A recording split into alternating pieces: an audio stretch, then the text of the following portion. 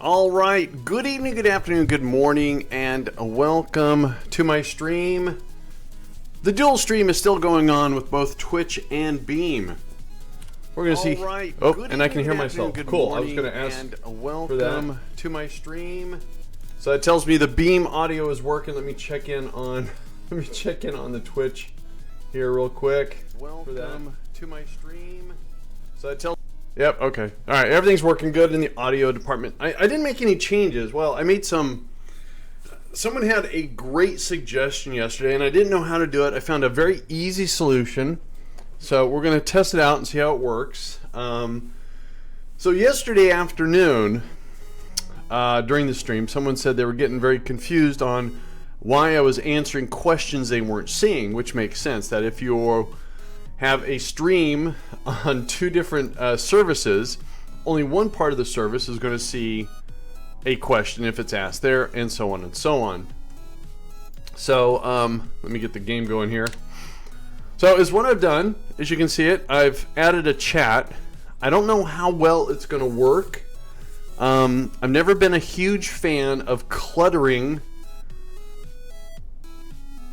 the screen with chat. Now sometimes it could benefit. I think both Beam and Twitch, when you play the VODs, it shows the chat, but that's not going to help if I'm answering a question on Twitch and it was asked on Beam, so, or vice versa, or whatever. So anyways, hopefully that doesn't interfere too much, and you can see, depending upon what's going on, you can tell by the logo who's chatting where, and I think... Hang on, let me check something here real quick. Is that what I want? Oh, let's see. All right. All right. Hopefully it works. I don't know. We're gonna find out. Anyways, we're doing some Kerbal still. People seem to be enjoying the Kerbal. And it's an early career. We have some limited technology. We're not even quite halfway through the tech tree. We're about, I don't know, a little over the third, maybe? I don't know. But we've had some, in our early career when we tried to establish a early communication relay. It worked until we tried to go to the MUN. Signal wasn't quite strong enough. Peterbilt, how you doing? Best friend's wedding this weekend, then my wedding obligations are done and I can get back to my KSP. You know, real life takes precedence sometimes, but, well, cool. Excellent, Peter. Built works. So anyways, the first line of communication worked really good. It was great for like stuff within Kerbal area, but the first time I tried to get a satellite out to the MUN, because these had such weak relay signals, nothing could happen. So we established a better one. So they actually benefit one another. And also due to our new satellite network, we were able to get something in orbit around Minmus. So we have gone to the two moons, moons, for Kerbin. I have no idea what's in store for us. So, we have one thing that's landed on the MUN. Where is it? There it is. It's our little science lander. So let's go check in and see what contracts we have. Now, I've added a couple of new mods because I thought maybe... since I have a couple of contracts that says about some flybys to Eve and Duna, and I also, so the mods, I've added commands on both sides. So the same command, so if you want to know the mods, you type in KSP NC for new career, and it will give you a link on both sides. So again, hope that makes sense. So again, if you type the same command on either Beam or Twitch, I shall name him Kid Kerbin. How you doing, Rob Dog? So, anyways, that will launch a link to a document that shows you what I'm running. Anyway, Satellite of Minmus. Interesting. Now, these right here are from ScanSat. ScanSat will actually give you missions too.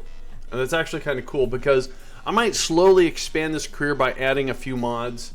So ScanSat is a new mod I added. Let me actually open this up so I know what I'm talking about. So what else did I add? I added Kerbal Attachment, Kerbal Inventory.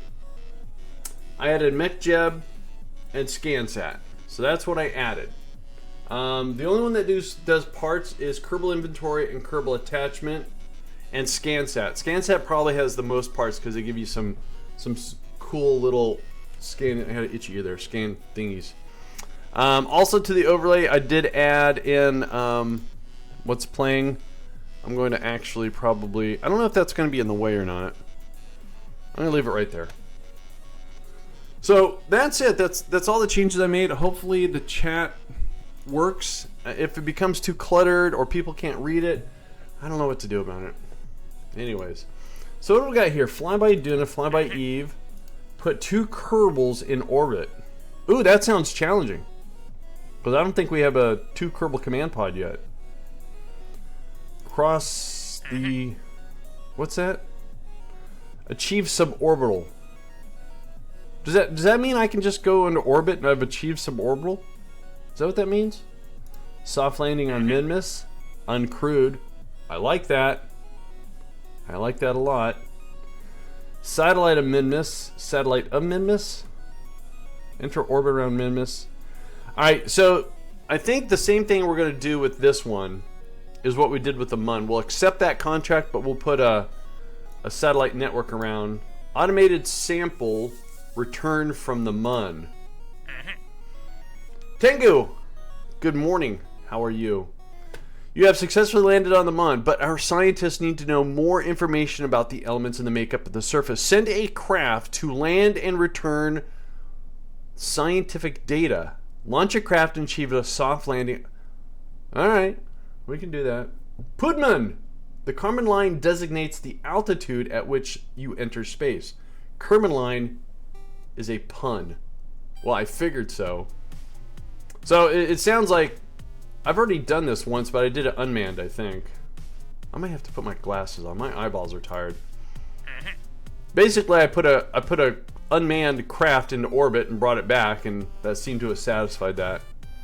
There's Pudman, the brainchild behind the GPP Galileo Planet Project. And something is bothering me over there. I'm minimizing things so I don't get distracted. I'm still getting distracted. There we go. Alright. I think we're going to land on the MUN and bring back some scientific data. I don't know if there's any scientific data there to bring back, though. Ooh, Kerbin MUN. I guess there is.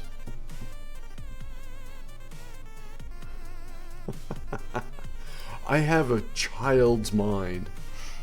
Alright, so let's do this. Let's build a brand new craft that can go to the MUN, land on the MUN, and return safely back to Kerbin.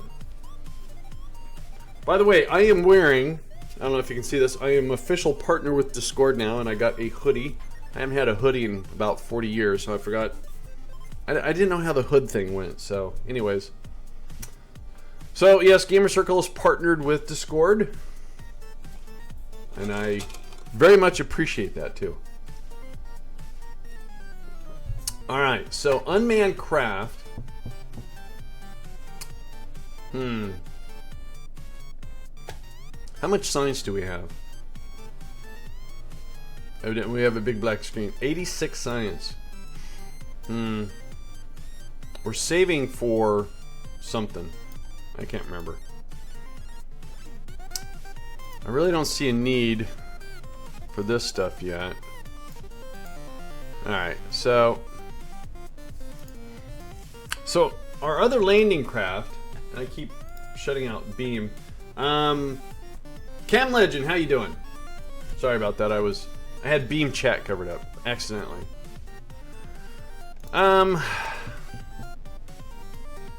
We need new science. If I go to the science lander, where is it?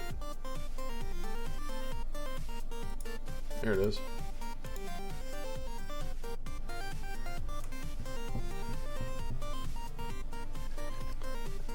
Well, alright, there's some science to get here still. Alright.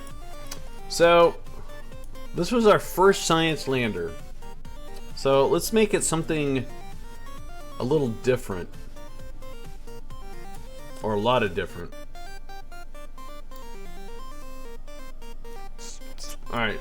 Don't forget, we're limited by parts in our technology right now. So, let's see if we can come up with something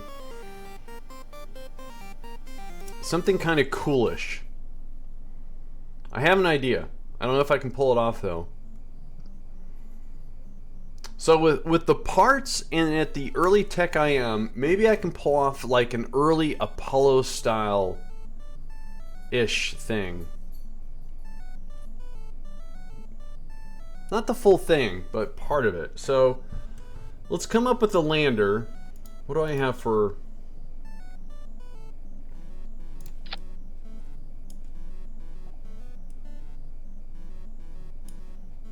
I'm just spitballing here. If you guys have got suggestions,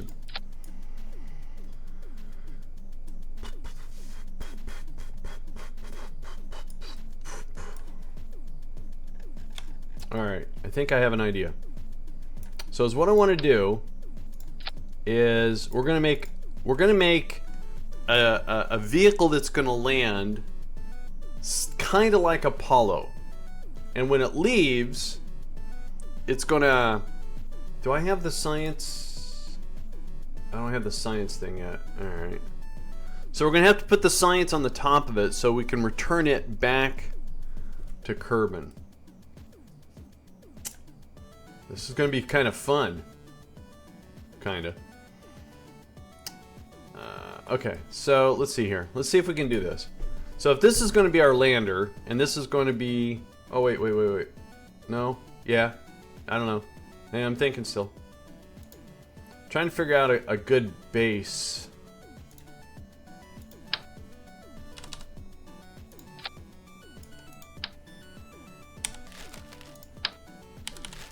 Whoa, didn't mean to do that.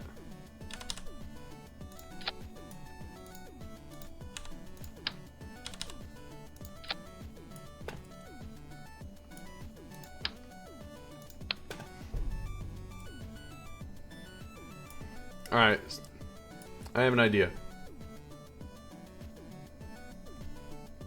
Camel Legend, how many times are you going to say, hey bro? And I'm going to say, hey right back at you. Something I've noticed, on Beam, the majority of the viewers are coming from Xbox, and it seems we have a... it's like they don't understand, it's like it's new, and... yesterday I got the same repetitive questions from the same people too because they were distracted by what's going on in their Xbox. I'm not being rude, I'm just saying that, you know, if you just keep saying hi, hey, be interactive, ask what I'm doing, ask what this game is and stuff like that. If you don't want to, then I probably won't respond to you anymore. What am I trying to do? That's okay, don't worry about it. I mean, you can see in the chat, you said it multiple times. And I may not respond to everything because I am trying to build a rocket here. You know. Alright, I had an idea. Alright, so first of all, if we're going to do this, we need a probe core. So I'm just going to put my probe cores. So those are the smallest probe cores I have besides this one. What is this game? It's called Kerbal Space Program, and I don't know how Xbox has got it set up, but usually you can see, like, if you're watching and you go to Beam, and even if you come to the channel, it should say right here, English PC KSP, short for Kerbal Space Program, and it tells you what we're doing. It's part 4. We're going to go beyond Kerbin. So hopefully. Misa with a follow on Beam. Thank you for that follow very much. Appreciate it. How you doing, Lex?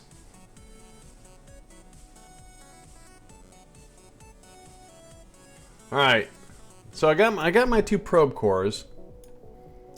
And I don't know if I'm going to use this or not, because if I use this, I need a reaction wheel. Okay. This is called the most boring part of the game because I'm trying to figure out what I want to do. We're gonna create a lander that's gonna land on the Mun, but I want it to be kind of like the Apollo, to where it has a descent vehicle, and when it's time for it to return, half of the craft stays on the ground. And what I want to leave that as a lander that's going to have some scientific data or instruments or something, and then we have an ascent stage, and that will come back. So the question is, do I have a heat shield? Hello.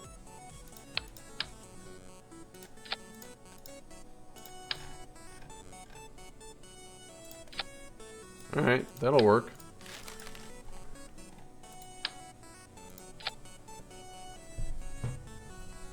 Boop boop boop boop boop boop boop boop boop boop. So if I go with this probe core, it's going to need a reaction wheel. But that would make it slightly smaller and lighter.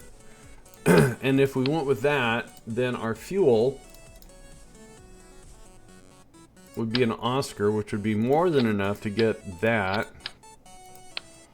So we have our guidance, we have reaction wheel. It's going to be way too much reaction wheel. So just out of curiosity here, if we... So the smallest engine I have... Oh, I don't have a real small engine, do I? Oh, wait. Yeah, there we go. So, let me hang. If I reassign route to here... So that little thing right there... on the Mun.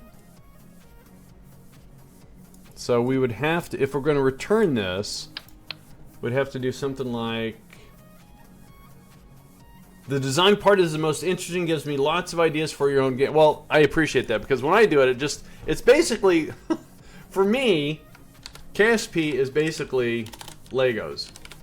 Legos in space. Alright, so if this is going to be where I store my science, and this is what's going to return, we would have to put the heat shield on this. And then we'd have a decoupler. I should have a small enough one.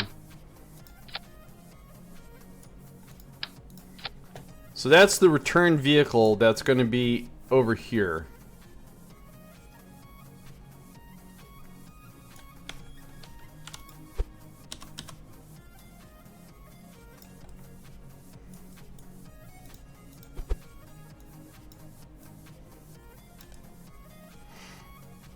Now the only thing is, battery.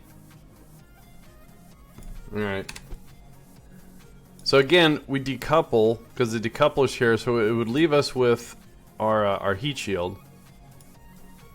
And we have a reaction wheel, and the reaction wheel is going to suck power. Real Lego is my other line of consumer. Yeah, I hear you.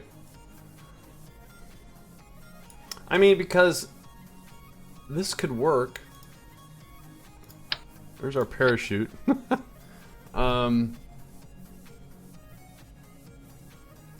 And if we...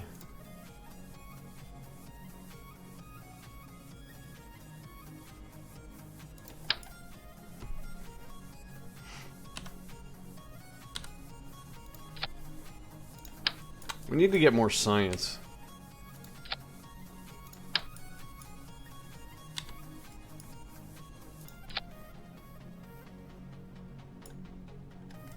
So I'm just kind of sticking the stuff, and I'm not 100% sold on what I'm doing here yet. But I think this is our little return vehicle. Is what I see a problem with, is it running out of power. So, how do we maintain... I mean, it's not going to use a whole lot of power unless we use the reaction wheel. So, once we get it back and descending, we can turn off the reaction wheel. Can't we turn it off? Yeah. We could turn it off. Okay. So we need some battery. So what would be better for battery? Well, that's not the batteries. Those hold 100. That holds 1,000. That holds 200. All right. So that's what we're going to do. We're going to... I know that looks ridiculous, but what we can do is get a little creative here. Maybe. Also, where's... So that's going to be too big for... Yeah. Don't want to do that. So no solar panels for this stage. So let's see here. How can we condense this without making it look utterly ridiculous? Wait a minute. I just had an idea. Why does the reaction wheel have to be on this stage? Why can't I just return this and a battery? Probe core battery. Why not? That'll work. So let me transfer the science up here.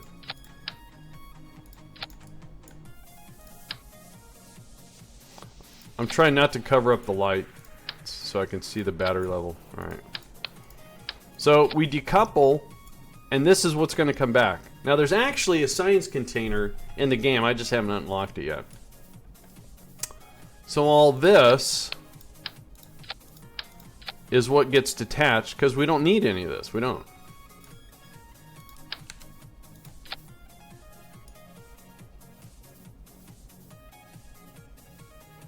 So is what we can do a little cheatery here.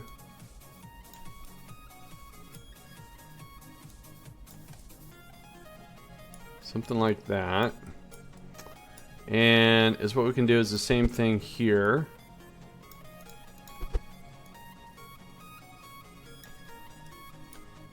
Oh dear.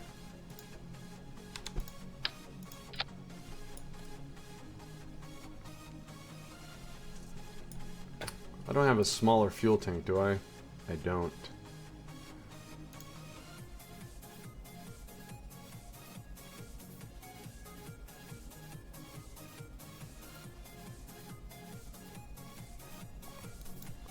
Alright, so the ant in vacuum is 315, and that's 290. Alright. So how can I stash this and it not being so ugly? Is it just the nature of the beast?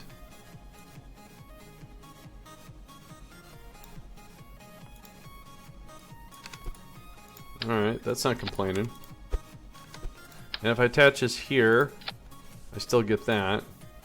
Alright. Oh, that's where we have a problem with. I just don't want it to be hideously, you know, that. Alright, so...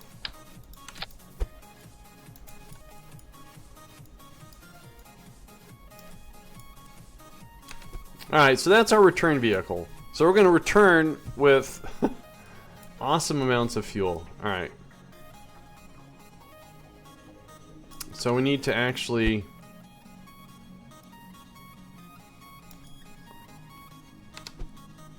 Alright, okay. So, we're not going to need this probe core.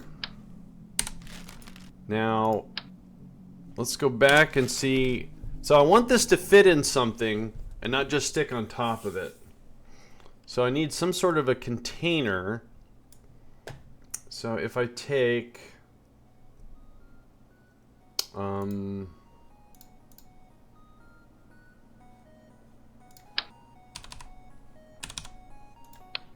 So that's going to be too big.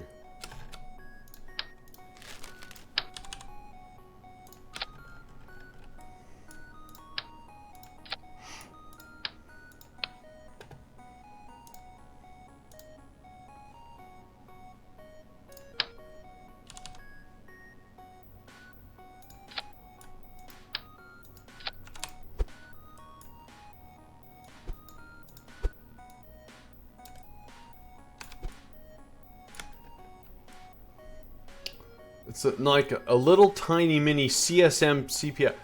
Probably. I know what one of those acronyms stands for, Poodman.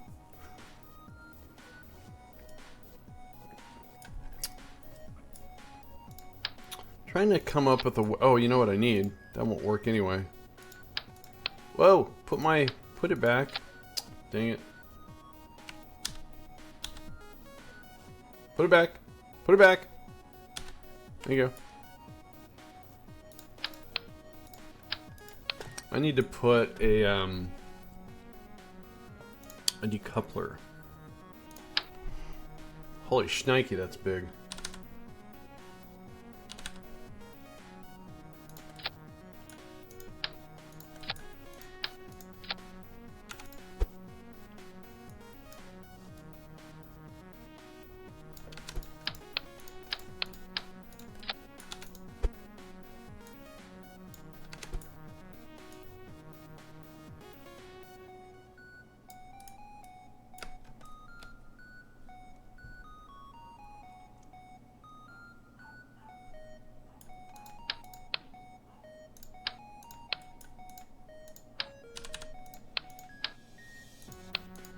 I'm trying to make it look like it's, you know, part of the craft versus just magically hovering above it.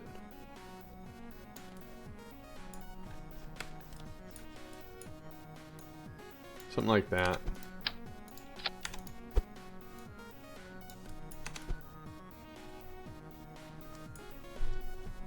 Apollo Command Service Module Service. Oh, I got you. Right. Now I knew the SPS one.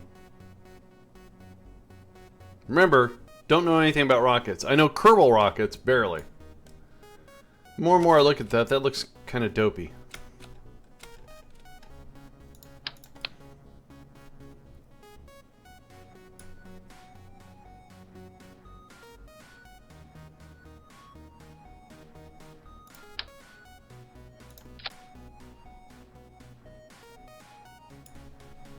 The question is, can I cover this in a fairing? Oh, I can. All right.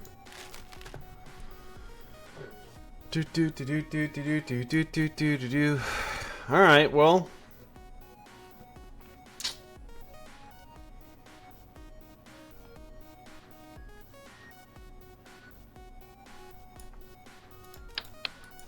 I kinda want to see what.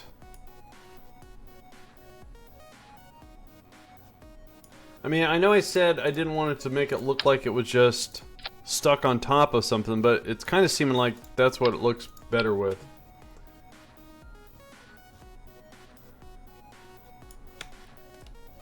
So Alpha, you're saying that the ant is something like that the Juno had or something like that? Or does the Juno have like an ant version 2? Alright, I guess we're gonna go this. It's gonna make more sense.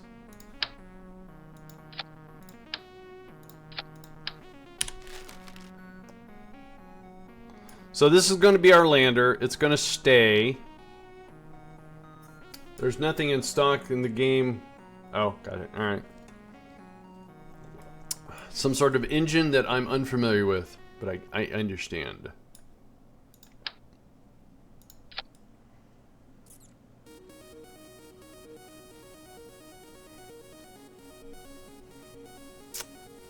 All right. So let's see here.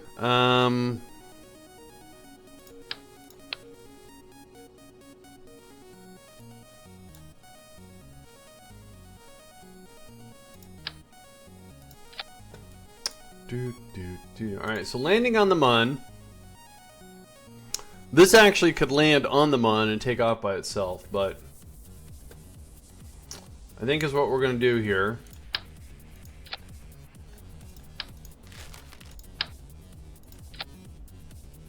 See, and if I tried to do anything kind of oh, wait, let's do this.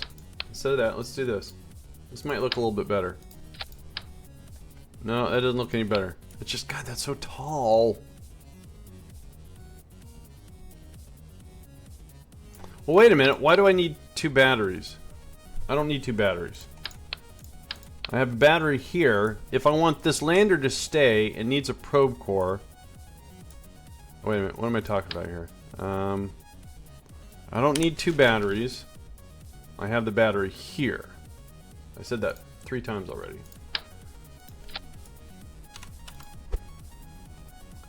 And for power generation,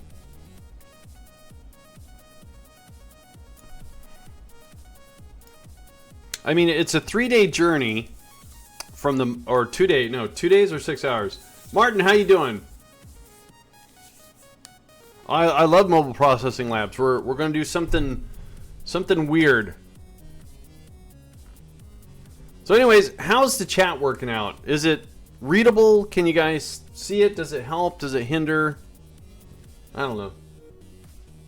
Looks like it's hard to read. Looks like it's hard to read.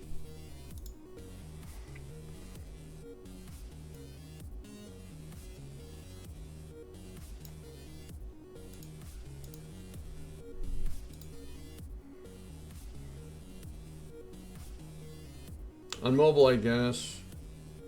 How you doing, Squirrely? I got 4,250 science on one biome on Minmus. Minmus has got overlapping biomes like crazy. Alright, I increased the opacity a little bit. I don't know if that's going to help or not. I'm going to increase it to 15% and leave it alone. Alright. The messages are fine to read. The usernames are a bit hard on the dark blue. I don't know if I can change the names though. I don't think I can. I'll see if I can't do some, I don't know.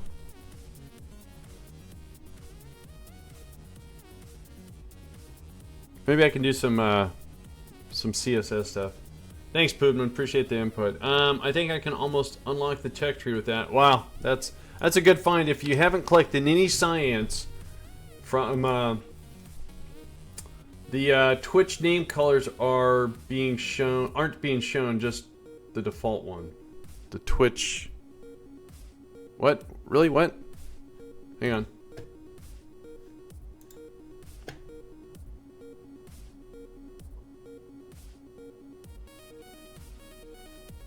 You're just seeing Twitch. Well, that's because no one's talking on Beam right now. So if I was over here, that's what a Beam message would look like. You're watching on a 60-inch TV? All right. Let me I guess it doesn't look too hard. It's not very... Yeah, the purple and blue is harsh, I guess. Alright, so anyways, I guess it works until I can find something. In your chat delay, all the names are purple. Yeah. Oh, actually they're blue. Here.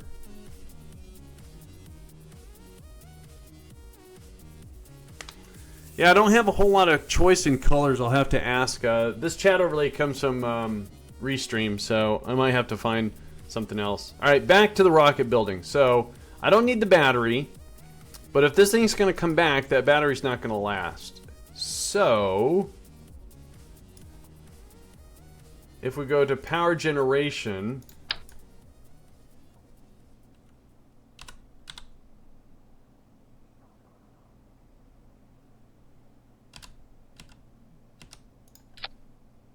that looks ridiculous.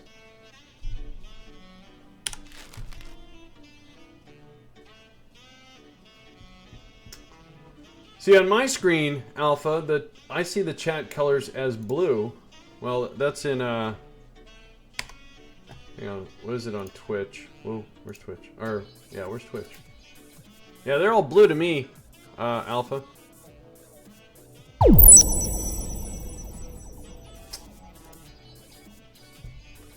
Grantish, thank you for the follow over on Beam. Appreciate that very much. I really do.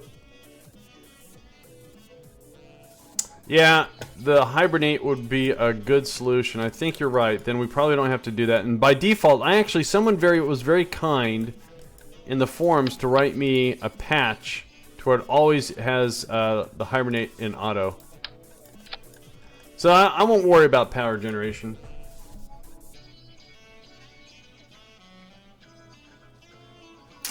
So, new messages are at the top. I thought that was kind of cool.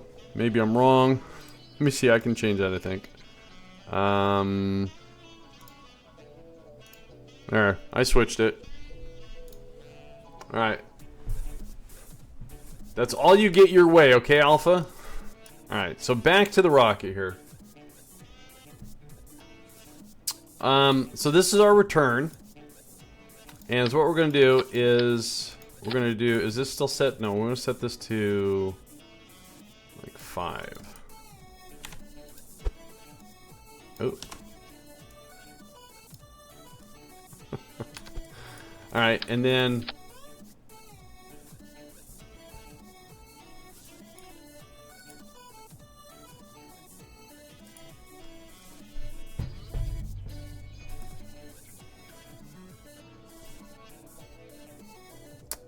Man, I just wish there was a way that it didn't look like it was like hovering right there.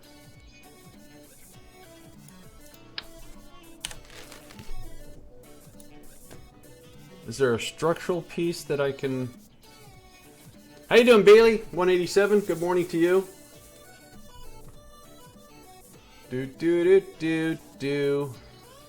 Do. I'm just limited on my structural pieces.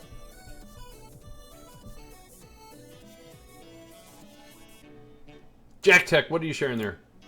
By the way, I watched Jack. We made it! Thanks to Gamer Circle Cheap Coffee. Oh, nice. Okay. Thanks, Jack.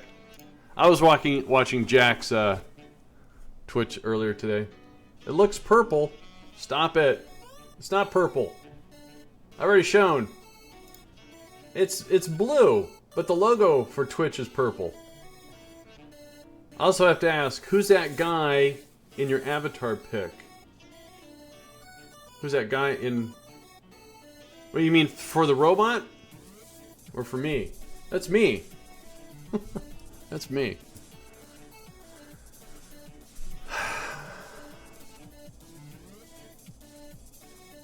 See, I could do this. I don't know how well this is going to work, though.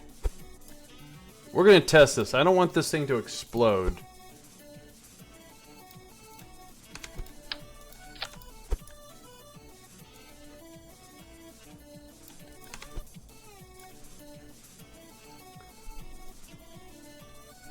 I think the CSS code is that. Alright.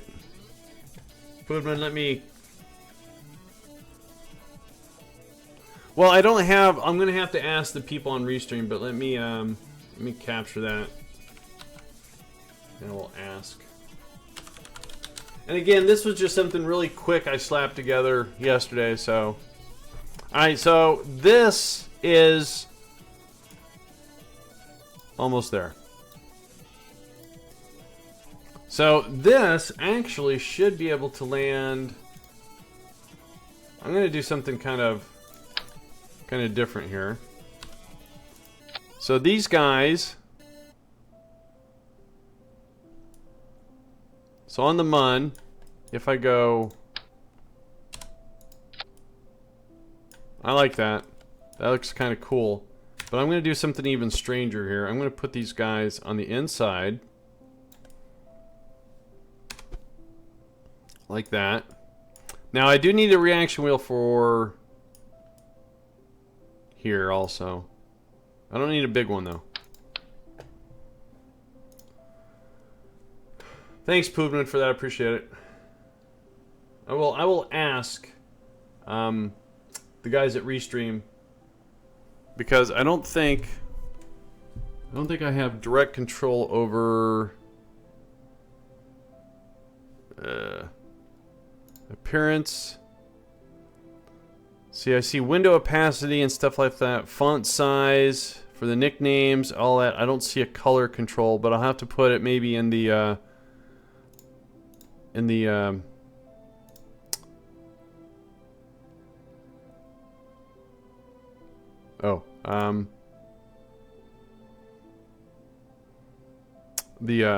OBS browser. Alright, so what are we looking for? Looking for a reaction wheel. That will suffice nicely. And while we're here, let's grab... no, I'm going to do something different for batteries here.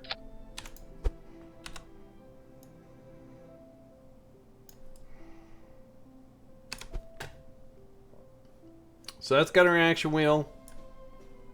That's about all we... Oh, this doesn't have a probe core. So... Because I want this to stay. So, let's go... Wait, not that one. Let's go with this probe core. This reaction wheel. And that has its own reaction wheel too, so that'll help out quite a bit. That's our lander. Minus the battery and power generation. It's not very sophisticated looking, but don't forget we have limited tech. Doesn't look very nice. Alright, so for a very slightly opaque background, could nice too. Like a black background.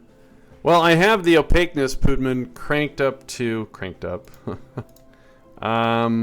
at 16%. I mean, if I crank it to 100%, I see I'm gonna wait for it. It should update here soon.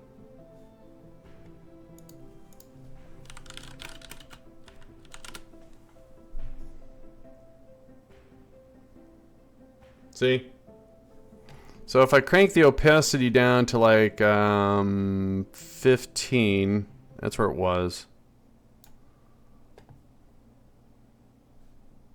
Anyways, I will fiddle with that more later.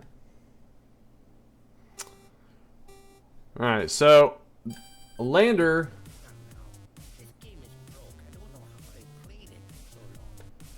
25. Alright, I'll try 25. This is my last time I'm diddling. Oh, wait a minute. Did I do the wrong one? There we go. 25%. Alright. Alright, back to the rocket. That is it for the chat messing. But Pudman, I got your CSS. I'll play around with that.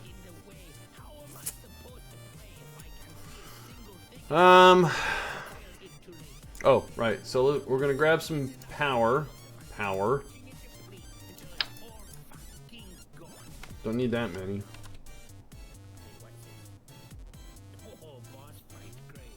Alpha, you already got your way once. You get no more. Like I said, I'll see what I can do. I have to message them and wait for a reply. It's something I slapped together. Oh, that's not what I want to do. Go back. Something I slapped together because someone said they were being disconnected. They felt disconnected between the two different streams and the conversations, and that's not what I want to do either. And I said, okay, let me see what I can do. So that's directly from Restream, and I think I can do something with my new bot because it logs into both. Like I said, we'll figure it out.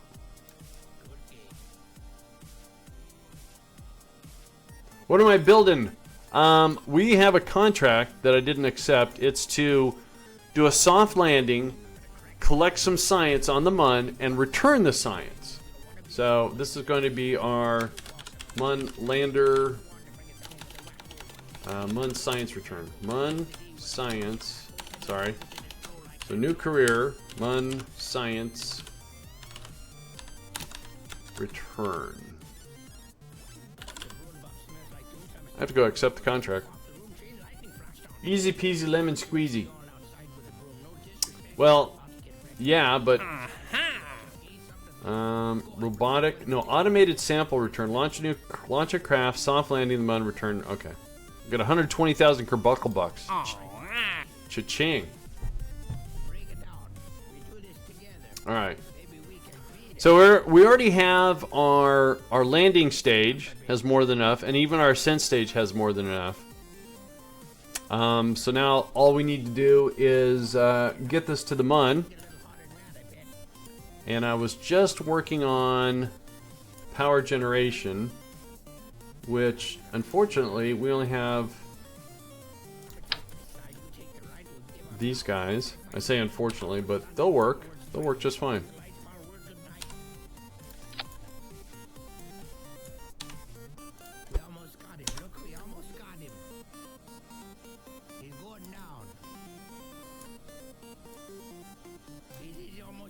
All right. So power storage, power generation. We got our propulsion system. We have our inside this craft. We have our probe core. We have our reaction wheel. Oh, that was cheap. He was cheesing me. He was cheesing me. How you doing, Gadget 8? Hey, DJ, how are you doing? Alright.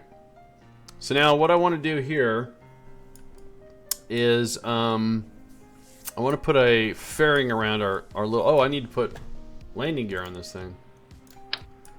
Plum forgot about that. That would have been embarrassing. I don't need that many. I want 4. 4, please. Thank you.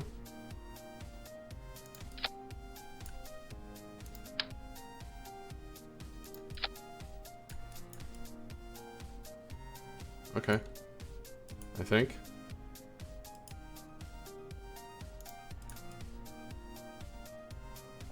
Hopefully that'll fit in a fairing.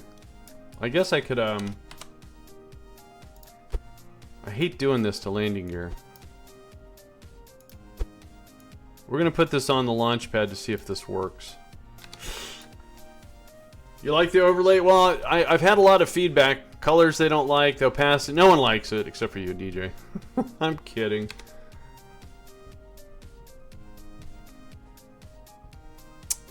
But hopefully, hopefully no one will feel disconnected in chat.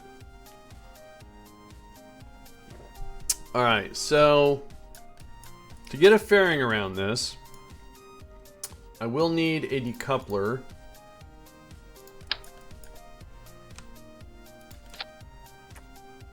And we're going to have to also... Yeah, that'll work. Oops.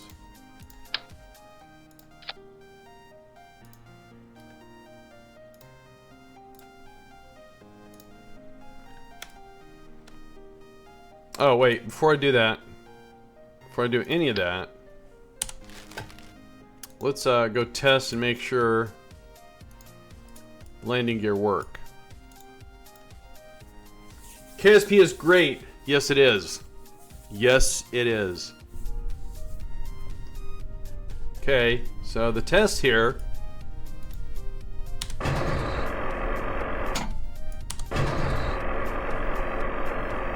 Excellent. Works here. Alright, so let's put that back. Oh, you know what I haven't done to anything here?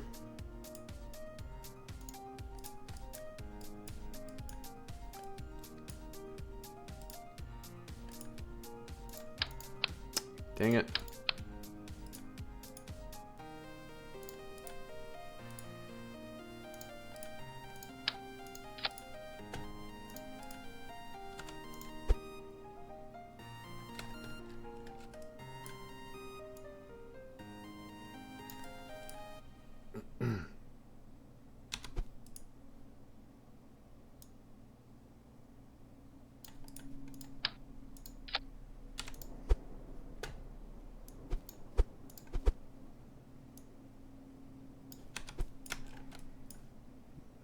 Hoping all that works.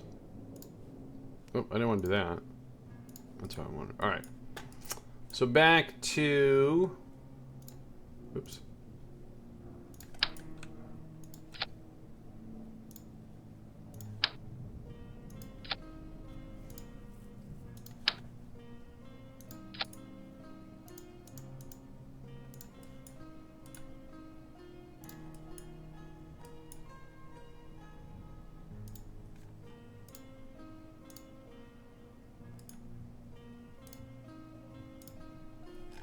Alright. Hey, for you rocket guys, I know SpaceX, what they did they recover the fairing? There was rumor that they were going to attempt that. So I was wondering if someone could tell me. And based upon that answer, I must ask everyone to please stop what you're doing. Hang on. Because my girlfriend is here. Check out my girlfriend. It's She's Curry. In Canada. She migrated. She's not made up. Look at her. Look at her. Everyone say hello to Curry. This, bra. keeps calling me her mom for some reason. I don't get that. Do that. And to give her a proper fellow streamer shout out,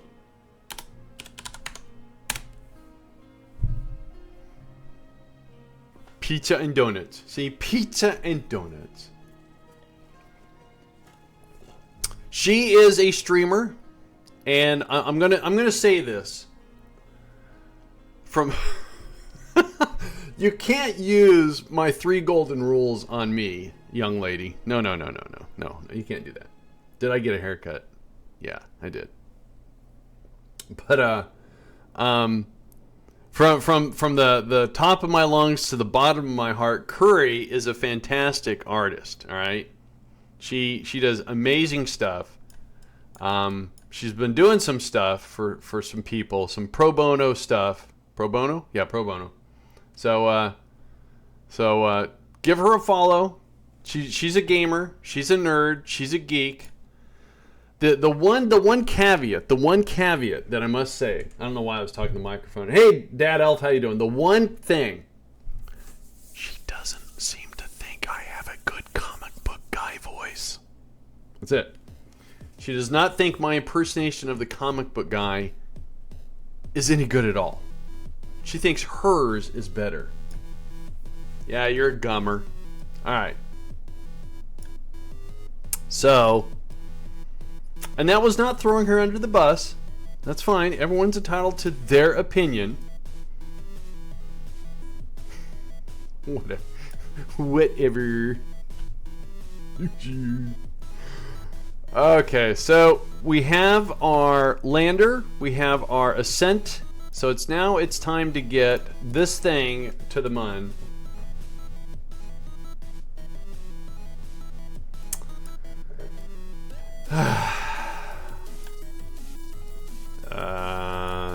Okay, so let's put a reaction wheel on this thing. And actually, how much does this thing weigh? Wow, really? I don't need that big of a reaction wheel. Not yet. Loser, double lose, as if whatever.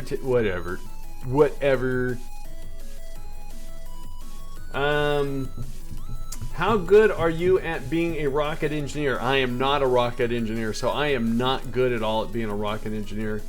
Have you been playing XCOM 2? I have finished playing XCOM 2, and I've started a new game on the hardest level. And I swear like Curry swears like a sailor. Whoa, Andy. Whoa, Andy. Whoa. I don't know what that means. Let's do that.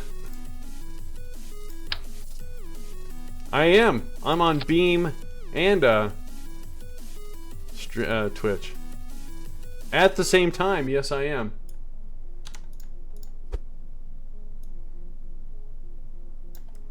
Been doing it for about 5 days now. Where have you been, Curry? Curry.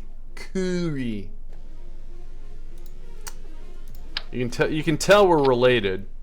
She's like coming down on me. All right, that's not enough fuel. That's not enough fuel. So looks like we're just gonna over-engineer this to the bejesus here. Oh, actually, let's do this. I'm not proud of doing this, but there we go. They can see you. Curry says hi, Beam. Hi, Beam. Yeah, I went there. You had cheeseburgers for lunch, didn't you? Or pizza.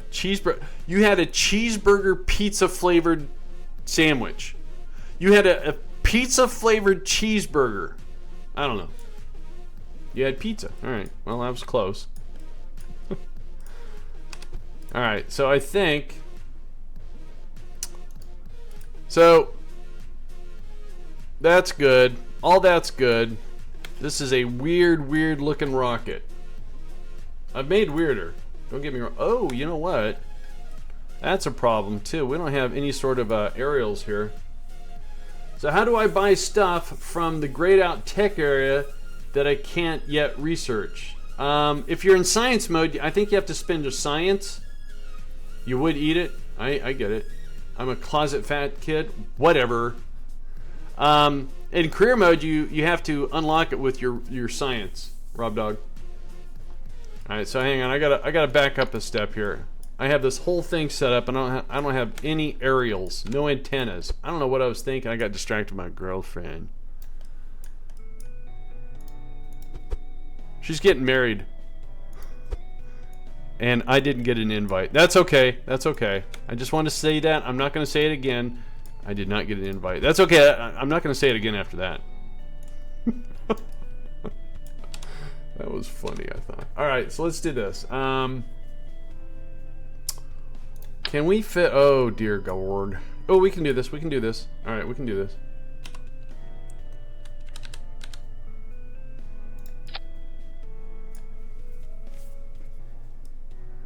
No, Curry, you save it for someone that you know, that you love, that you adore. I get it. No, and that's fine. That's not guilt, by the way. That's me not getting. I got a Christmas card. I'm very happy with that. And she put a Santa hat on a cat. The authentic Gamer Circle wedding crash. I'm gonna show up with a bunch of my like nerdy comic book friends that we're gonna just be like passing out comics and being drunk on Diet Mountain Dew and talking, you know, gaming smack. So we're gonna leave this and this on our lander, something like this.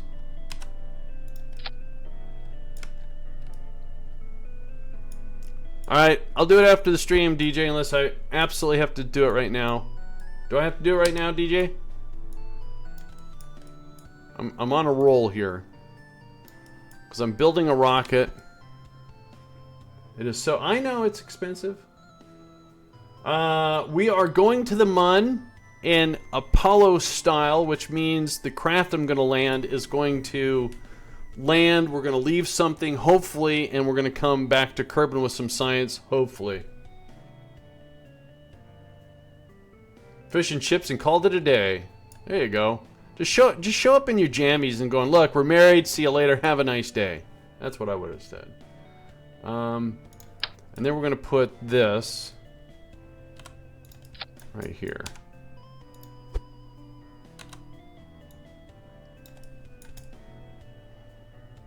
Alright, so now we got some aerials.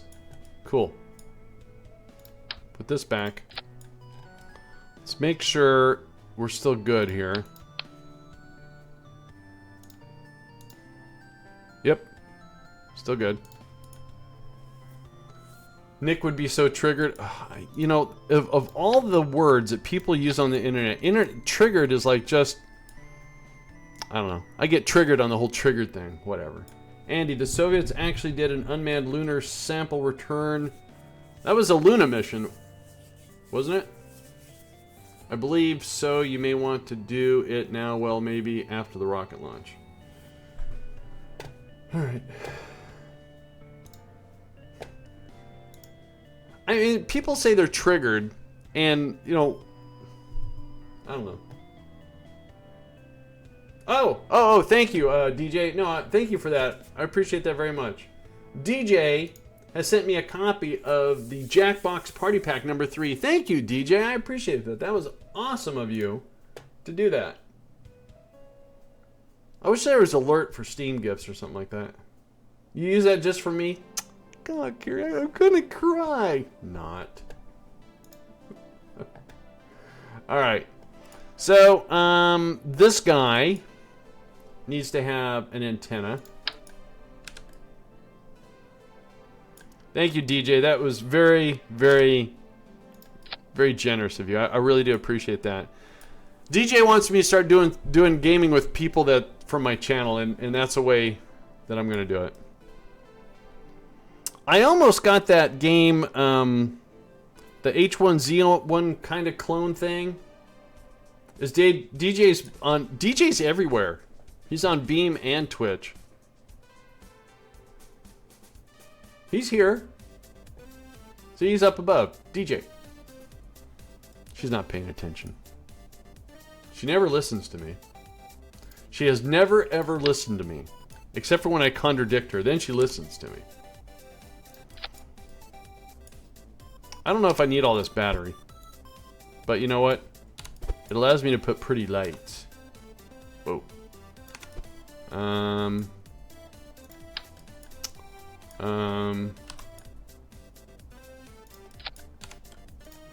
That was kind of weird. I don't need two of them. I don't need two of them. I do not need two of these. Oh, that's interesting. Again, I don't need two. Can I just have one? Please? Can I have just one antenna? Thank you. What am I doing here? There we go.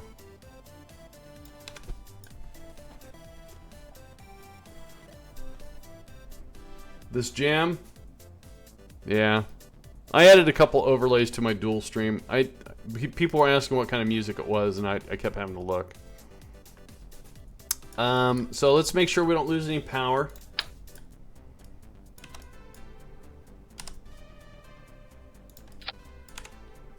And the reason why I'm tucking these in is I don't want them to get ripped off as we're soaring through the sky. So what I have here is this stage right here. We have Kerbin and That was totally wicked! Plexi Stan with the host. Thank you, Plexi. Let me give Plexi a Rocket Jockey shout out. For those who don't know what Rocket Jockeys are, Rocket Jockey is a group of streamers on Twitch.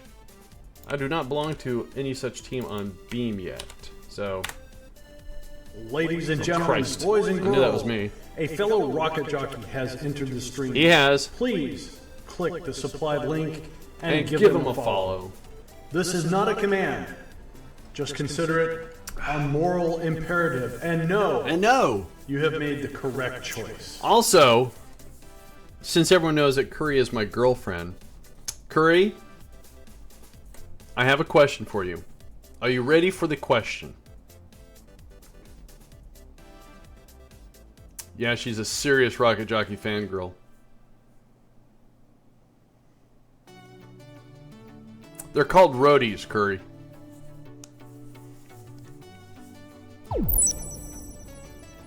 I believe that was a beam follow.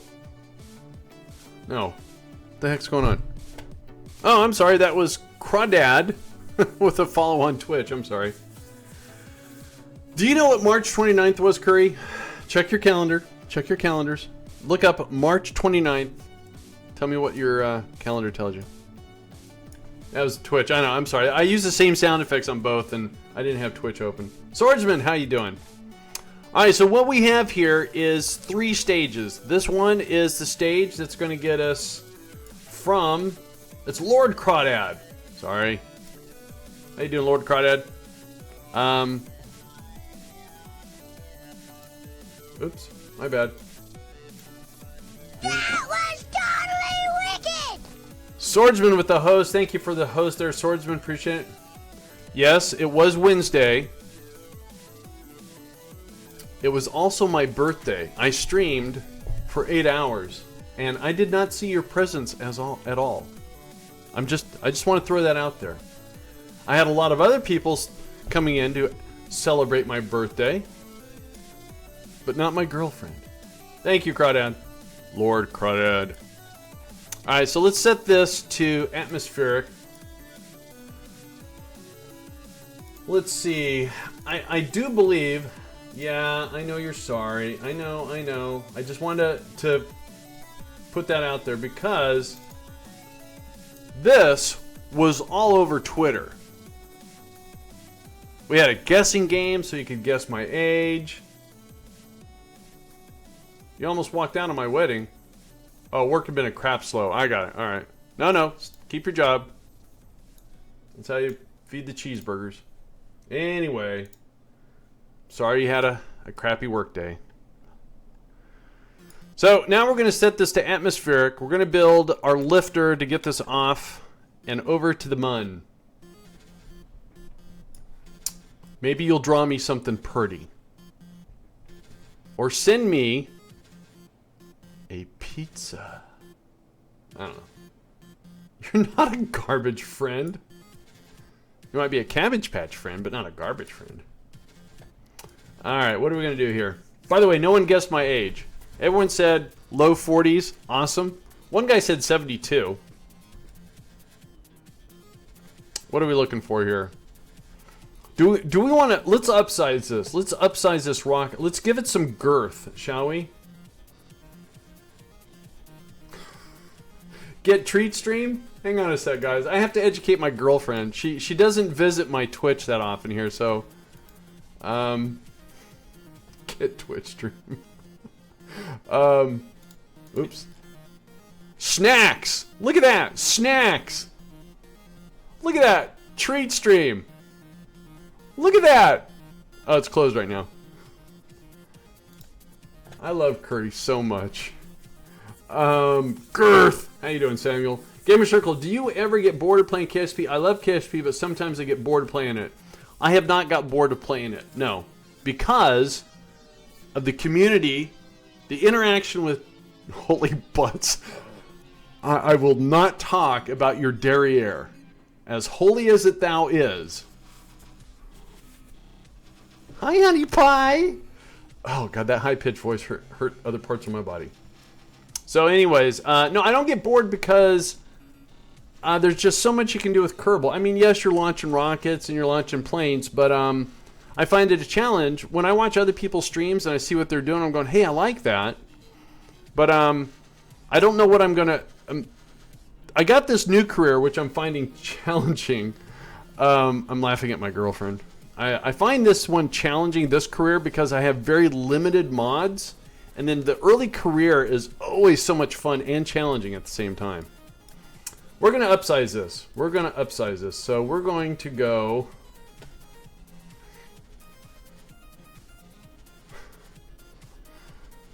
hang on. I have to get Curry's backside. I'm having visions. Okay, wait. It's getting better. There we go. Alright, I'm good now. Sorry, guys. DJ said hi over on Beam. So what is this rocket think? This rocket doesn't think much. Can I post a link to the rover I just made? Sure. Samuel, let me give you a permit over there. There you go. So we're going to put a decoupler. We're going to put a reaction wheel. Waffles? Okay. I'm going to have waffles for a week. For all the chill streaming, Anonymous, thank you so much. That was... I have to say thank you. That was awesome. Thank you. Whoever that was, thank you so much. Can we get some snacks? Here, let's do this. We'll do snacks.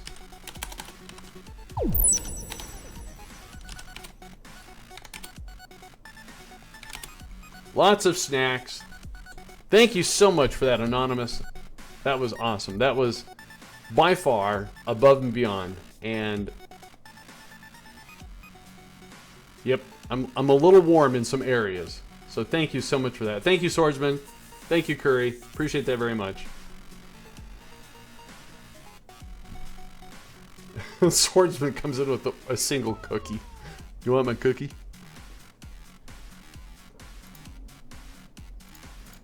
What you got, DJ?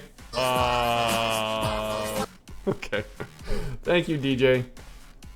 Appreciate that, DJ. Top-notch DJ. All right, I'm gonna hang on to that one. Let me get back to my Beam chat there, so I don't ignore people. What was I doing? Oh yeah, rocket. Thank you. Thank you very much. Again, thank you. This is why I love doing this. Not because of that. Don't get me wrong. But it's the community that the KSP community, the only community that comes anywhere unfathomably close to the support, the generosity, the love, the hype of the Kerbal Space Program community is the Sims community. You don't see this sort of love from League of Legends, Dota 2, what was the other one called? Dark Souls or whatever it is, Soul Reaper, whatever it is. Nope. That's why I play KSP so much. Now, I was playing Fallout 4 earlier this week, and a lot of people are having fun with me playing Fallout 4, so I'm probably going to return to Fallout 4 too. So anyways, let's, Animal Crossing. I don't play Animal Crossing. I don't own the little, and my thumbs are too big for those things. What am I looking for here? We have our, I don't know what I'm doing. I got distracted. Yep, I did. That was awesome. Where's my Steam? Don't you see it down there? Hang on, I have to take my girlfriend's hand and we have to go walk down the aisle because she doesn't pay attention to my Twitch page. She just says, "Where's this? Where's that? Don't I have a wish list?" Steam wish list. There it is. Sim community is the best. It is not the best. You found it? All right.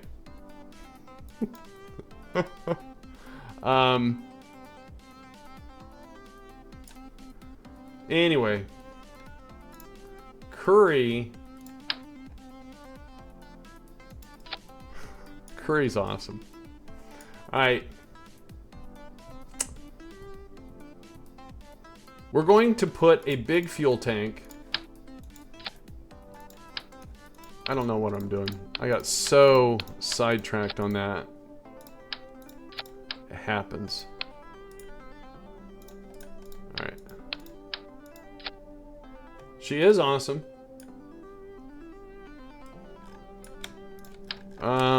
Okay, so our biggest engine we have is right here. Let's see what this does. This is going to work. By the way, sorry if I yelled at everyone's ear. This is going to work. This is going to get off Kerbin. And it's going to get us to the Mun. And back. And it doesn't really look like that bizarre of a rocket. I thought this thing was going to look really goofy. So what I'm using here, I'm using a mod called Kerbal Engineer. And what I've done is, based upon what I want to do with the rocket, I build the stages based upon what I need for them to do. And so each one of these stages has a purpose. The top one is the return. I hope it works. We're not going to test this. We're going to see what happens when we get there. The top one is a little tiny rocket, a jet. No, not a jet. A little tiny thing that's going to come back from the Mun to Kerbin with some science. The next one is the lander. Its sole purpose is to land those two vehicles. So that's kind of the Apollo style I was talking about. It's going to land. We're going to hopefully decouple it, and that one's going to be taken off. Stage 6 here, its sole purpose is to get from the orbit of Kerbin, or Earth, and get us to the Mun, and just get us orbit around the Mun. And it's going to have a little fuel left over, looks like. Then, this stage, its sole purpose is to get us off the launch pad and into orbit. So, hopefully that makes sense. Hang on, I lost my beam chat. Alright, so let's compact that. Let's make sure that's done. So we're going to have solar panels. We have battery. We don't need anything for this except for, I think we're just going to put some clamps.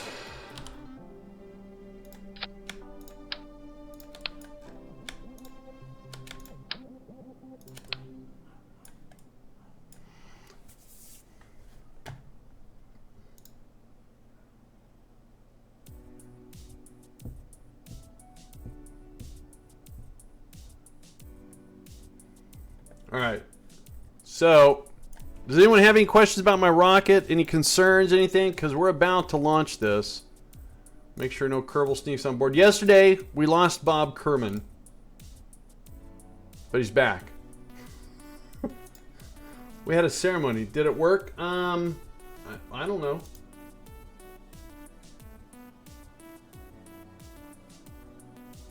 Hang on a sec. I don't see anything yet, Curry. I have concerns about the pilot behind the keyboard. Thanks, Poodman. So do I. Alright, let's put this on the launch pad.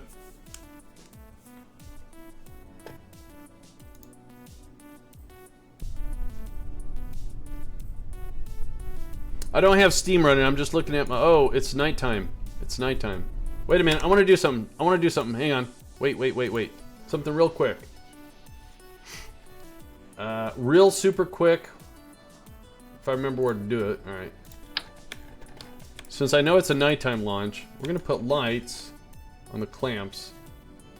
After what happened yesterday, KSP 1.3 and Kerbal parachutes would... That would have been... Yes, I know. That was a tragic event. I got a copy of Ducky Dash from my girlfriend. And I only put that on my wish list because she asked me to. That's because when I launched shuttles, I used to do Ernie's Rubber Ducky. I can't do it anymore because I got hit with a copyright infringement. So I have another epic song. Alright, we have lights. Thank you, Curry.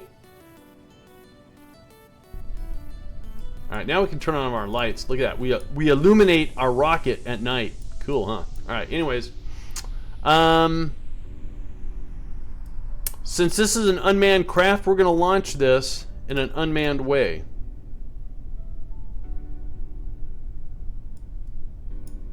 So, Alpha, does that mean you like it? Just make an a cappella version? I guess I could. I don't sing though. Curry, maybe that's what you could do. Ooh, do a song thing for me. All right, 3, 2, and 1.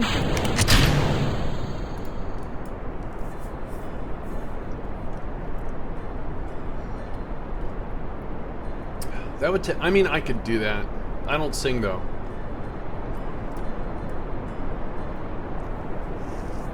I have no artistic skills whatsoever. I don't sing, I don't draw, I don't dance. In fact, in high school, I tried for an entire school session to make my mom one clay pot. And, but I bet you hum like I've heard no one hum. And I couldn't do it, and I was kind of bummed because I was going to fail the class. But the teacher was really cool. And comes up and goes, "Mr. Wood, I can see your attempts at making a clay pot for your mother, I assume, is not going so well." And I go, "Yes, I suck." So what he did is I became his TA, and I did all the grunt work so I could pass the class.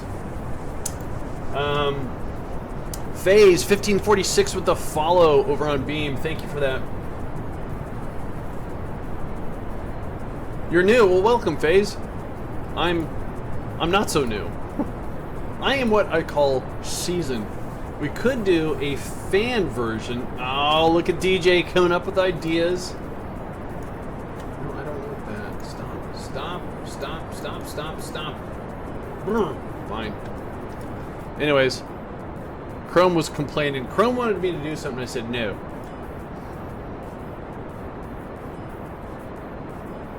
Seasoned, yes. When she had a lot of her chummy pals over at PAC East or South, whatever PAX that was, there was some comment about old, and then she quickly corrected herself and said seasoned.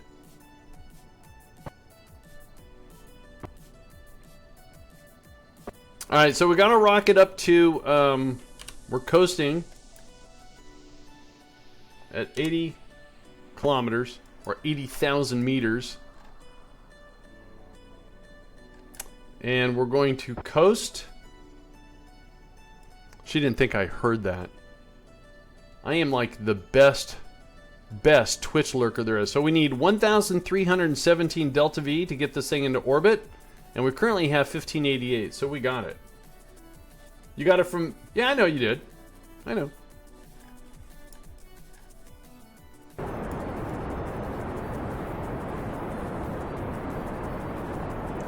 Spice is essential for space travel. Seasoned, yes. Why would a separator be better than a decoupler? It just depends upon what you want to do. Sometimes a stack separator, like if you have a craft that you're going to do some duality with, maybe you have one craft that's going to become two. If you use a decoupler, the decoupler is going to be stuck to one part of the craft. So like for an example, this is a decoupler, and when I decouple, I don't need this stage. But with a stack separator, if you're going to have a lander and then maybe a secondary lander or a probe, and you don't want a decoupler stuck to it, that's what you'd use a stack separator for. Wicked Gaming for the win, or FTW, thank you for that beam follow, appreciate it. Dune reference. Season, oh, that was a Spice thing, I gotcha. So, speaking of which, so we're almost out of gas here, so we're going to get rid of that. We are going to deploy that. And this is going to the MUN. Yeah, I hope that makes sense, Martin. Now, in the stock game, the decoupler that would fit over for this size it's like monster fat. It's huge. So I sometimes will use a decoupler, the stack separator versus the decoupler, just because of pure sheer volume size it is. Almost lost my breath. All right, so we're going to the MUN, guys. We're going to the MUN. We're going to the MUN, and we're going to land. I'm going to set that as a target, and I'm going to use this. Oh, I don't know why I closed that. We're going to use that, and then we're going to fix this. So someone was asking me yesterday, why do I do mid-course corrections and I don't do everything from here? And that is a real good question. If I was to do this MUN capture myself, which I can do, I just prefer to leave the mundane tasks up to the robots. Oh yeah, no, I'm familiar with Dune. Yeah. I love. In fact, that was like my first real-time strategy game was Dune, on my Commodore Amiga, which I bought at a flea market just a couple weeks ago. I'm not saying that I bought one new when it first came out. I'm not saying that at all. All right. What am I trying to do here? I'm trying to get a MUN capture. I'm struggling because there's too much crap in the way. Stuff.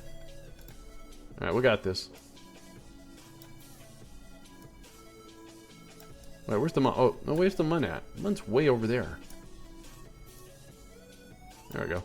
So here's a manual MUN capture, and then you can come over here and you can say, well, you know, I want to adjust this to be, you know, something, however. So you can do it there, but for me, is what I like to do is I get my initial capture, and I'm going, okay, I have a capture, I can fix this later on, and that's what I'm going to do right now.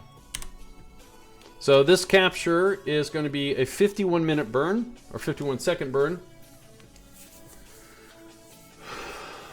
Start at 6:30 would help. Huh? Mundane? Get it? Yeah. I did buy a new Amiga when it came out. Well, my parents did. Alright, so what we want to do is get this craft locked to the maneuver node and turn on our engine. And I keep forgetting about beam chat. Sorry about that. Anyway, so we have a 51-second burn. So at T-minus 26 seconds, we're going to do our burn. So let's do an F5 there since I haven't... Oh, I was on the browser. That helps. Not.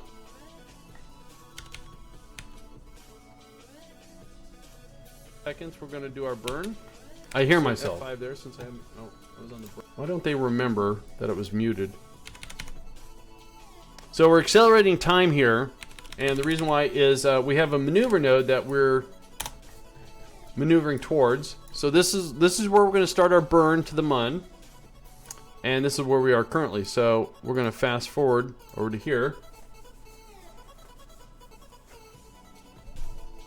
Oh, yeah, you can do that. If you want to do manual and not use nodes, you can do that, Lord Crawdad. I just prefer, since it's part of the game, and a lot of people watch my stream that are new. I just show them, you know, how I do it.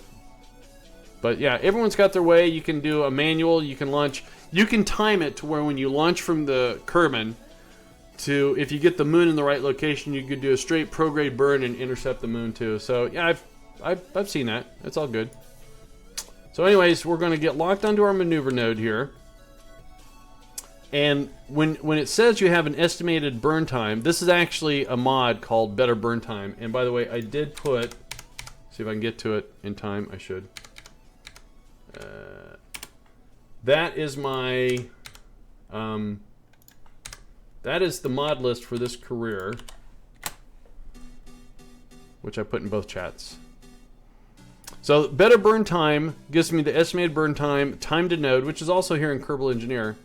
So as what you do is you take your total burn time, half it, and you start your burn at that time, because then you burn through and you get the momentum. Kinetic energy. So we want T-minus 26 seconds, and we want to make sure we're on our node here. Accelerate time a little bit here. Whoa, okay, and I went flying by it. So I missed the node, so we burned a little bit late, so that means we're going to have to do a course correction anyways.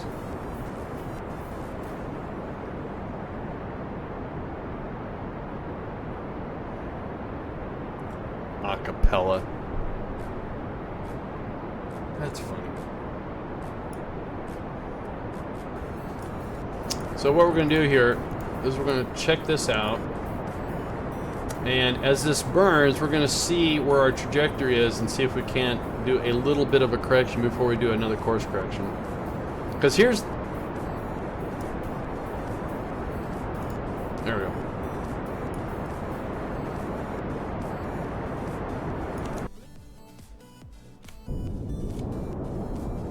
Because I don't think I'm going to lose communication with this probe, because we have a little communication relay system around the planet. Alright. So even though I burned too late, I'm kind of doing a manual burn here.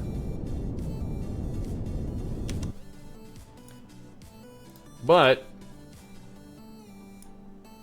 it's a little bit too high. So what we're going to do is, someone was asking me, why do I do mid-course corrections? Well, I do mid-course corrections because if you try to correct, well, first of all, if your initial capture is perfect, then you don't have to do anything. But if you get your capture and your trajectory is going to put you, like for this example, it's going to put me a little high. It's, you know, 400,000 meters or 400 kilometers. I actually want to come like about 60 because I want to land, maybe anywhere between 40 and 60. So is what you can do is you could do that when you get to the planet, but when you do that, you actually waste fuel, because whenever you do any sort of a change to your orbit around a planet, it costs more delta V. So if you can get your corrections done before you get there, it's cheaper. So that's what we're going to do here.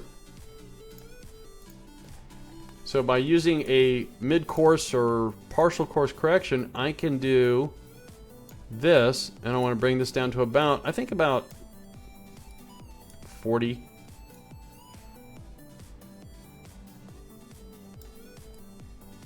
And you can see that's going to cost me just 6 delta V. So in respect that if I came out here and if I got my orbit, so we're going to ignore this delta V cost here, and then if I made another correction inside here to bring my orbit down to the 40 I was speaking to,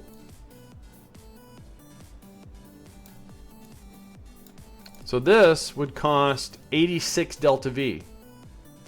So we're going to spend 70 less to do that correction. We're still going to spend, now this one is 224. We're going to spend roughly 224 getting a capture around the moon regardless. So that's what I'm saying. When you do these mid-course corrections, they actually, oops, I did not want to do that. I can fix that. So I don't know if that made any sense to anyone, or those people know probably just said, "Oh, Andy, God, that's so boring. Can you just land your stupid rocket?" Yeah, I'm gonna do it right now. Turn that off. Okay. Why do you arrive at the moon against the spin? It's a creature of habit, because my other career is a historical career. All the Apollos come in a retrograde orbit versus a prograde orbit. So, I mean, some people say it costs more in fuel. It may, but it's not going to be that much more. I mean, I can come in a prograde orbit, but it all depends upon the situation. And since this rocket is extremely over-engineered, I think we'll be fine. So again, I want to put this about there's fine. Now, normally, doing an unmanned rocket when you have this ComSat activated, if I tried to do a burn here, I probably wouldn't be able to do it because I'd lose communication. But since I have a communication, a relay set up around the Mun, sorry, that's not my relay. My relay set around the Mun, and I have one around Kerbin, I shouldn't have any problems with this whatsoever. So anyways, we are going to get this out again. Put that away.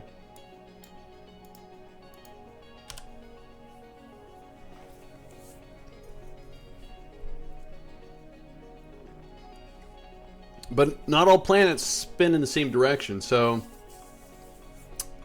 you know, prograde versus retrograde. It's all dependent upon the situation. Sometimes if you have a very, if you're coming up squeamish on fuel, sometimes coming in however you get your capture is better than trying to correct it. There's Kerbin. Everyone say goodbye, Kerbin. There's the Mun. That's where we're going. I personally do correction as soon as I do after. DJ, you're the one that taught me how to do them.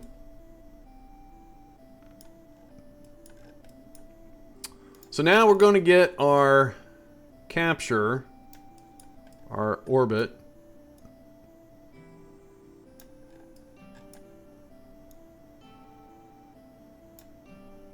Doesn't have to be a perfect orbit.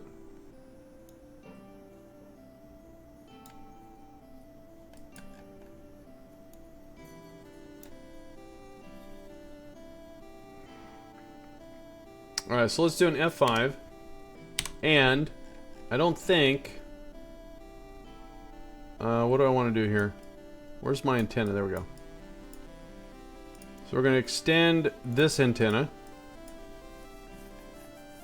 And we're going to execute that burn to put us in orbit around the Mun. And here comes the Mun.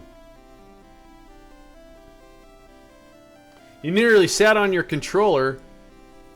Ouch. Or cool. I don't know. Sure is a big old honking antenna.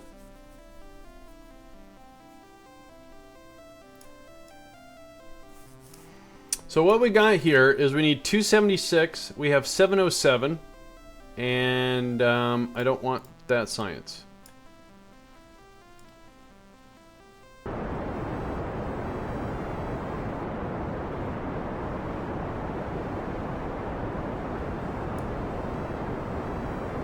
Now again, this is my lander. This is our return craft. I hope it works.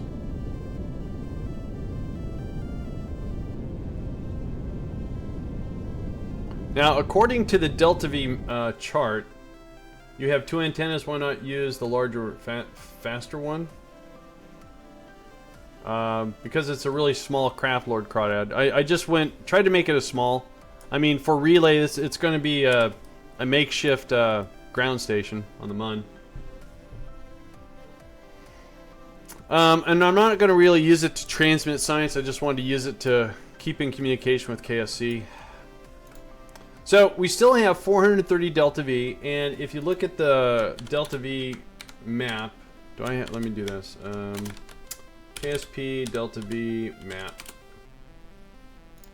I believe it's 580 Delta V to land on the Mun. Right, so 600 Delta V. So this stage alone almost has enough delta V. So what that means is we're actually going to have a lot of fuel left over, because I'm going to use this to slow us down, line us up, and then we're going to eject it and get rid of it. There'll be explosions, so people that want to hear explosions, we're going to have explosions.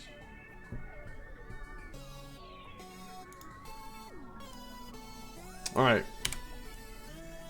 So where do I want to land? I think I would like to land where the sun's going to be. So what we could do is just pretty much land maybe over here-ish, since we're coming around the corner here. So as I was talking about the relay network I have, let's see what we're doing with our antenna. So right now, we're actually bouncing our signal because Kerbal Space Center is the only ground station I have enabled in the game. So right now we're bouncing off of our MUN satellite to our Kerbin satellite, and then it goes to KSC. It's pretty cool, huh? I think it's cool. Anyways, this burn's going to cost us 462. We're going to not do all of that. So again, we have 430. So what we're going to do is we're going to use this stage up to slow us down, and I want to put us into a flattish area, like right around there.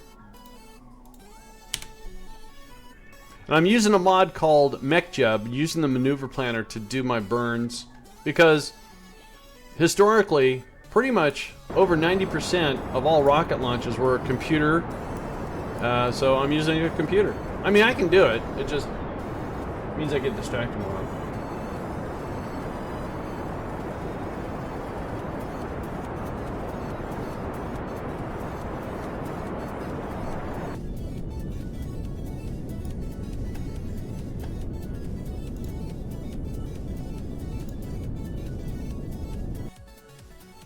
Alright, so let's do an F5 here.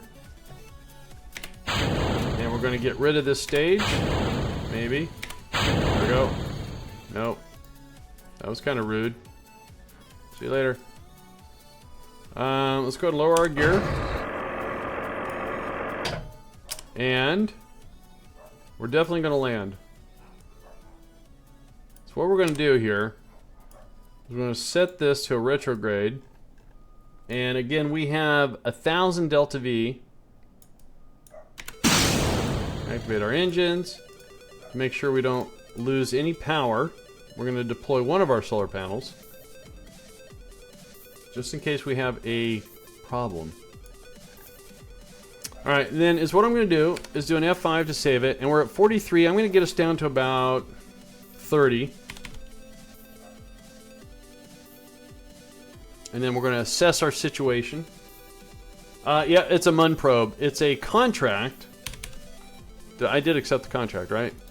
That says we have to return a science sample. That's what we're doing. So we have to land and return home safely. We have to bring any scientific experiment back. Alright, so let's see how these engines work. Wow, they work really good.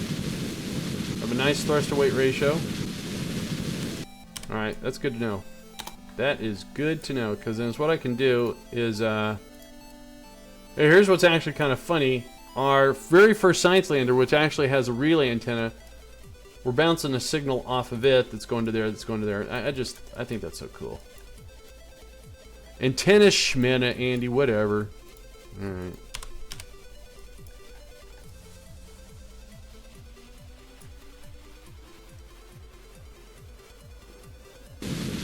Hard splashdown. No, soft landing.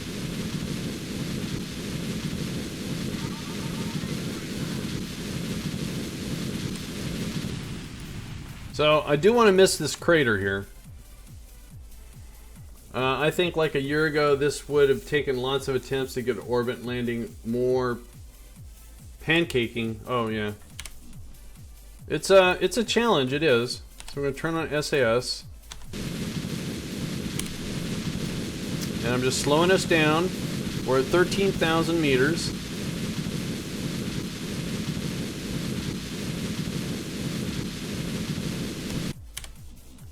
And again, To land on the Mon, normally we saw it cost $580. The way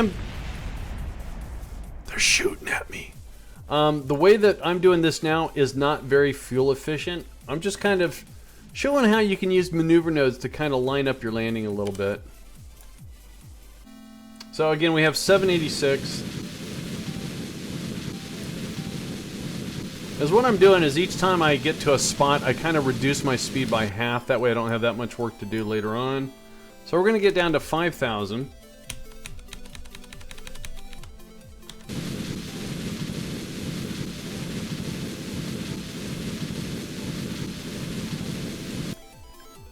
And I'm going to take a peek at our landing site by using Kerbal Engineer, taking a look at the surface.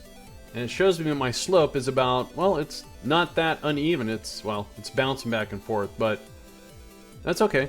That's fine. Better than like 33.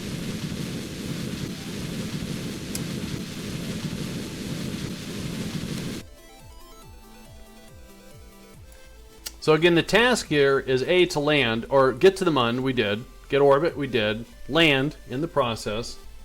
And then hopefully, it looks like we do have some signs to collect.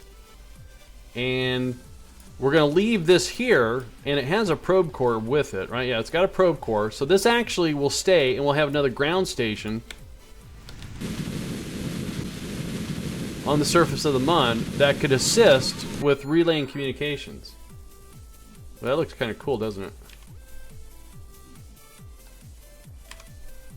By the way, F2 makes your GUI go away.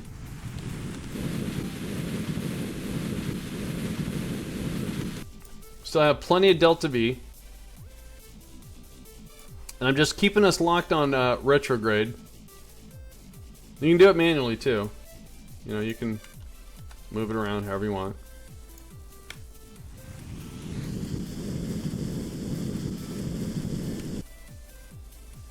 I love the view of Kerbin over. Yeah, it's really cool, isn't it? Yeah.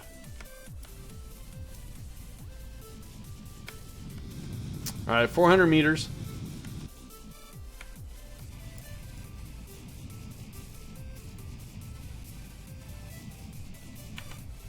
I'm just using shift and control to control my descent and ascent. 150 meters. On the Mun, usually about 8 meters per second is pretty safe.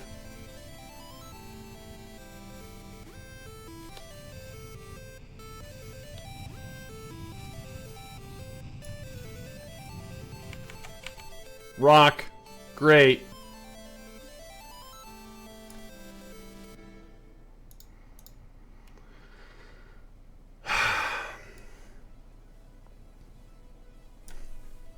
I landed in a rock. Do I use suicide burn information? I do not. It's just the suicide burns are really cool. Don't get me wrong, because if you use MechJeb's landing guidance, it does suicide burns. I'm in a rock. The chances are, you know, if you read it right and you know how to use it, you could time your landings really awesome. But since I want to be productive. See, I would hate for you guys to watch a 2-hour stream for me to misjudge my landing and all of a sudden I have to do it again.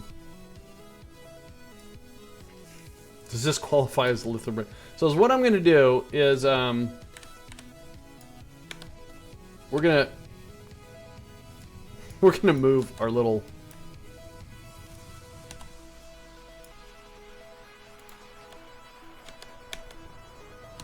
There, we're out of the rock. Yay. Alright. Rock.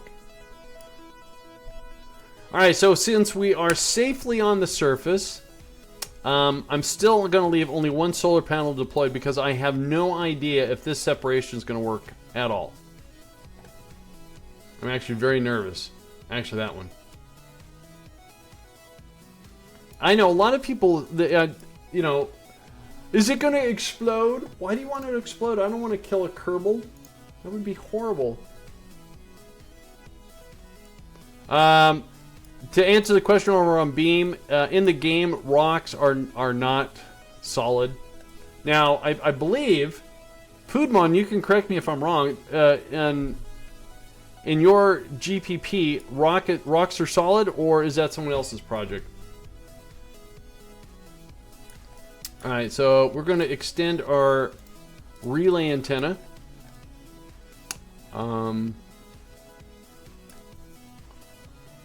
Yep, no Kerbals on board.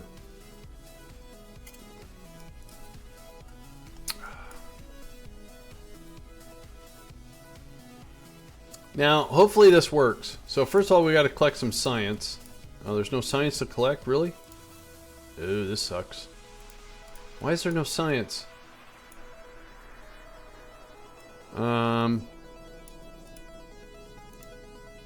Oh, there's some science. All right, we got science. We have science. Kerbals not included. The mod Copernicus allows terrain scatter to have mesh colliders applied to them, making the terrain scatter solid. Got it. All right. So does that mean yes? You said solid, so yes. That's a proper reply. Well, you would know. All right. So here's the challenge. This stack separator, or this decoupler here, has got a very low what do we call it? Ejection force. So I'm hoping it doesn't catapult this thing all over the hell. So just to make sure I don't make any mistakes here, I'm going to shut all these engines down.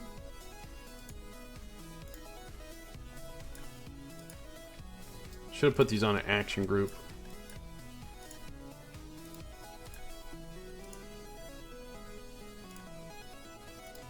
Okay, which one am I missing?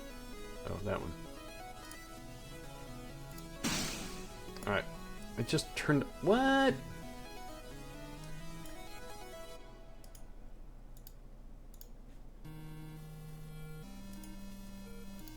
Alright. So all the engines are shut down. Can I sneak in here and activate the engine? Is that it? No. There it is. Alright. Let's see if I can do this. And if you don't have a probe core on the lander, it will get hard to extend the solar panel. No, I do have a probe core, DJ. It's right here. Lander's got a probe core. Alright, so let's see if I can do this. So basically what I want to do is I want to do a stage to where this decoupler releases this and we can, well, leave. So let's do an F5. If it doesn't happen, I'll have to kind of go in here and do it manually. Alright, here we go. 3, 2, 1. Hey! It worked! So we want to find a 270. Forgot which direction we were on. There we go. And let's extend our antenna.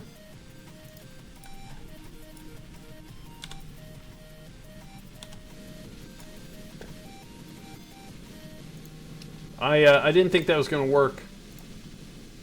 It wasn't very gracious, but it did work.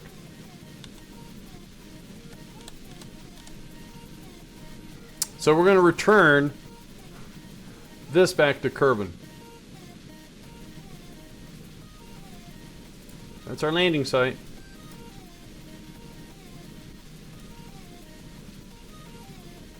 So we're going to take this up to about 22 kilometers. We're going to get it orbit.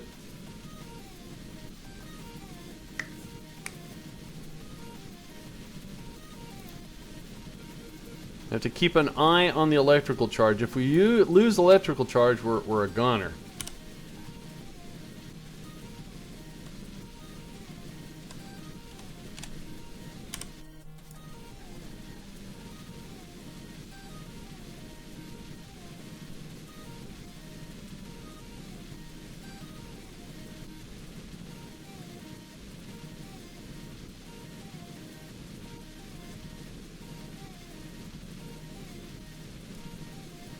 It's a long way away.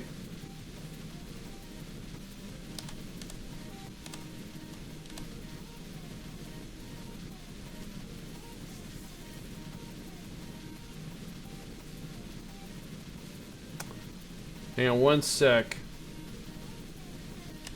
Let me go ahead and set up this orbit here. Andy, is it possible to right mouse click on an engine in the staging to get its menu? You mean if it's still part of a rocket? Yeah, as long as you can clip through and get to it. You sure can. Depending upon how you do your offsets. Offsetting. Your clipping, as they call it. 19 by 18, good enough. It's going to cost $334, so we're going to have 600 left. So that's what I was talking about. If I manually staged and that didn't work, then I was going to go inside it, right mouse click, and decouple it.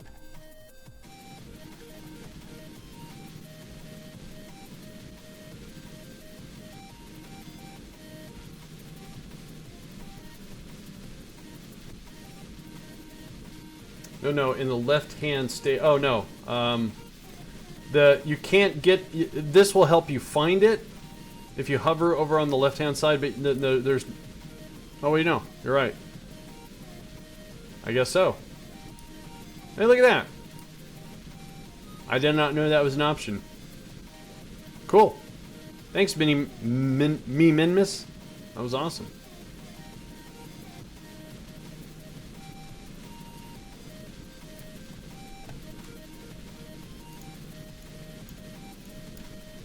Never tried to do that before. I think mainly because every single time I watch someone, they're always trying to do something in here and but yes, you can.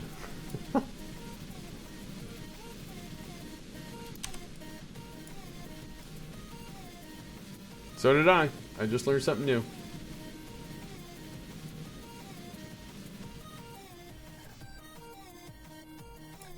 Alright, so that's going to give us our low orbit around Kerbin. And we still have 642 Delta V left over. And we want to get this thing back to Kerbin. Wait, what did I miss? Minmus. So, say like you have something clipped in and you're having trouble getting to it, like a decoupler or an engine, you can actually go over here, right mouse click on this, and you get the same menu versus finding it and right mouse clicking on it. So my decoupler is buried in there, right? Now that's it, I'm hovered over it. But if I come over here, I could right mouse click and I get all the options. So no more having to go and, God, I can't get to... No, that's as long as it's a staged item. Oh no, Minmus just teached me, that's it. Alright, so that's our return trip.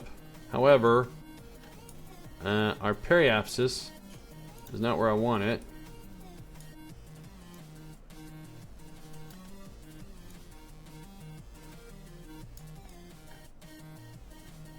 Oh, that was strange. How come I didn't see that? Oh, that's why. So what I'm doing is I'm adjusting our Kerbin periapsis, so it's about, that's good.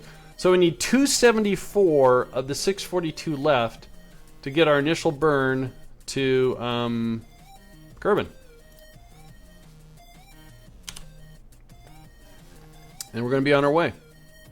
Now someone had the most brilliant suggestion that make sure that when you're doing this, notice my probe core, a hibernate in warp, as we're in warp right now, is on auto. So what it does is it shuts down the battery usage until we come out of warp. And probes can do that in real time. You can shut down everything and have a timer basically, and then it comes out. So what it does, it's saving us power so we don't run out of power. That's extremely useful. Yeah, we all learned something that day. Yes, we did. How did what happen, Gadget?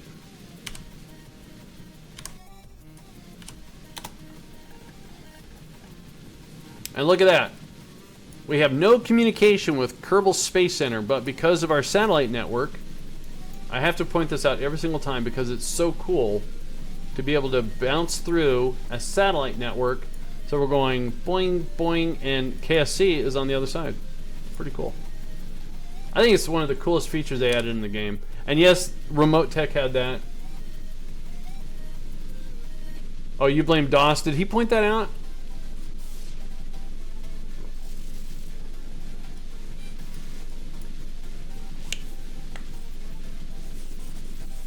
I remember when they were first releasing 1.2 and DOS was in Mexico, that the original programmer was there and was pointing out some stuff saying, you know, you can do this and this and this, and DOS was going, I had no idea I could do that. It's funny how, you know, sometimes undocumented features are left undocumented, and not on purpose, it's just that, you know, you forget you can do stuff like that. Alright, so we are on our way to Kerbin. And we have science. So hopefully this is going to be a successful mission. Wait a minute. Let's do an F5 here before I botch this.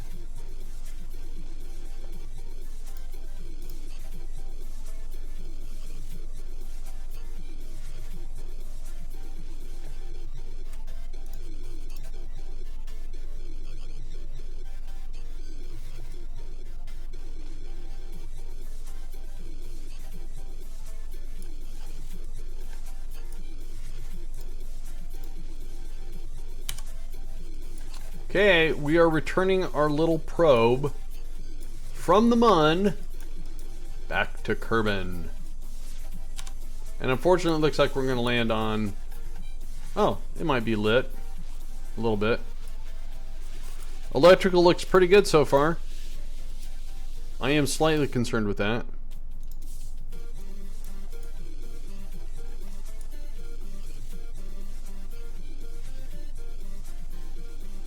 Dancing through the time warp. Yep, that's what we're doing. So, I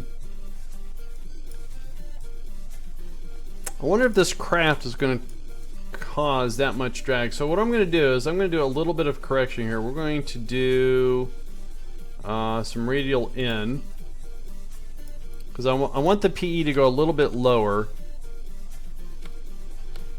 I'm just not sure. As light as this craft is, I don't know if it will drag our orbit.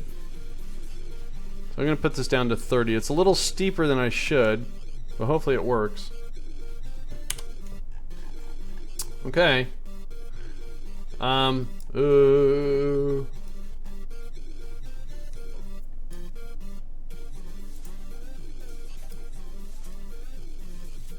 So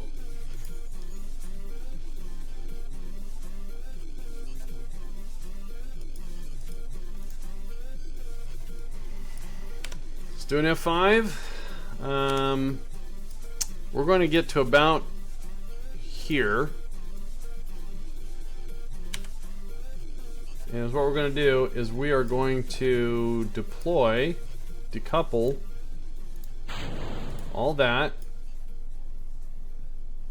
go into a retrograde. Oh darn. We don't have a reaction wheel. So hopefully the drag of the craft, this should be interesting. We may lose this. So I have no way of controlling.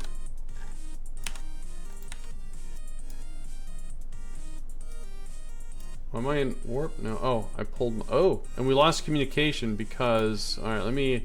All right, well.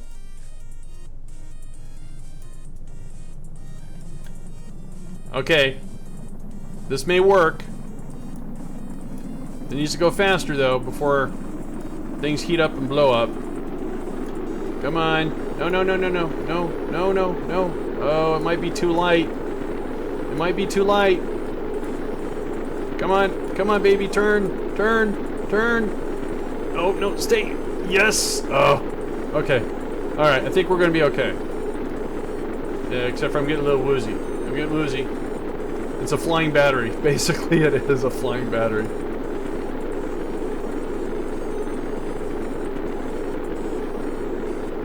Sorry, I'm just getting it woozy.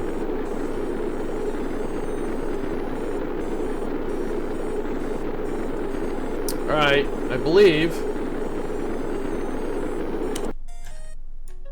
the apoapsy, we're gonna land. There we go. The ablator's holding. I think we're gonna be fine. I don't think we're gonna lose our antenna. We're in a plasma blackout right now. Now, all probe cars have a built-in antenna. Right here. Very short range. So hopefully when we come out of this plasma blackout, we'll have communication again and we'll be able to deploy our chute. If not, yeah, we're screwed.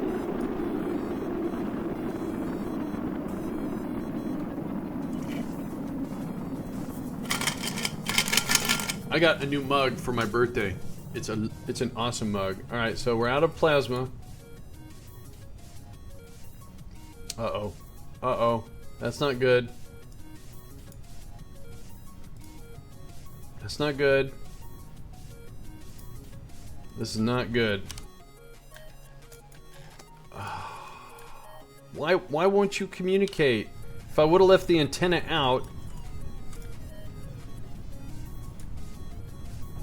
Yeah, it's doomed. It's a shame because KSC is right over there.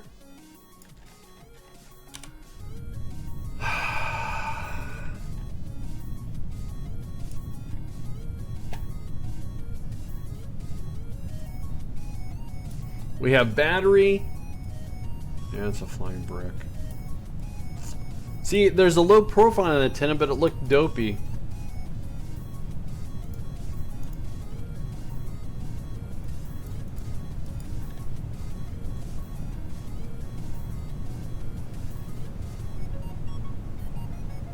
I'm here for you, so see me.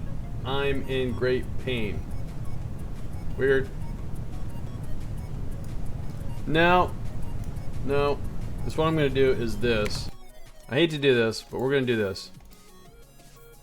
It's under advanced.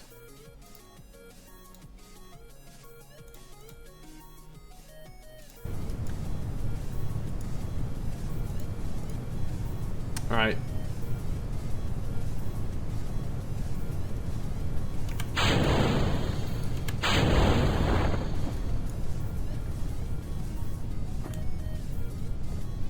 Now the heat shield needs 9 meters per second, so we would have been well over that. So I cheated. I cheated.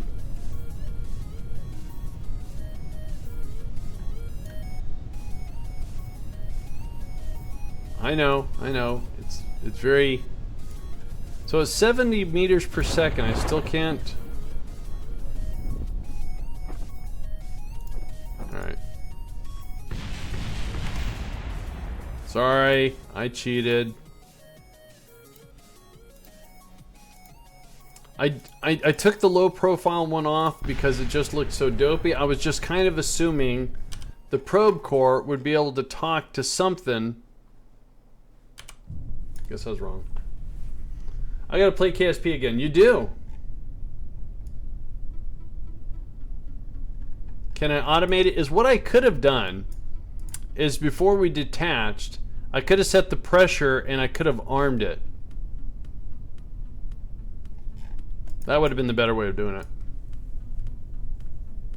I could have set the pressure and the pressure would have said, oh, it's time to deploy.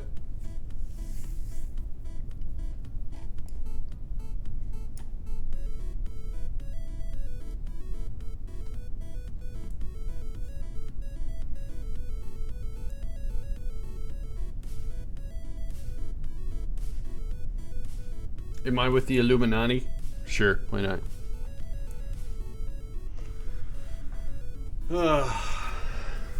So, everything went great up until we were about to land.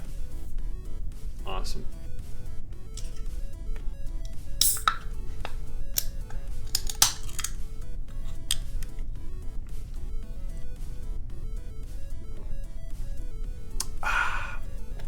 That was yummy.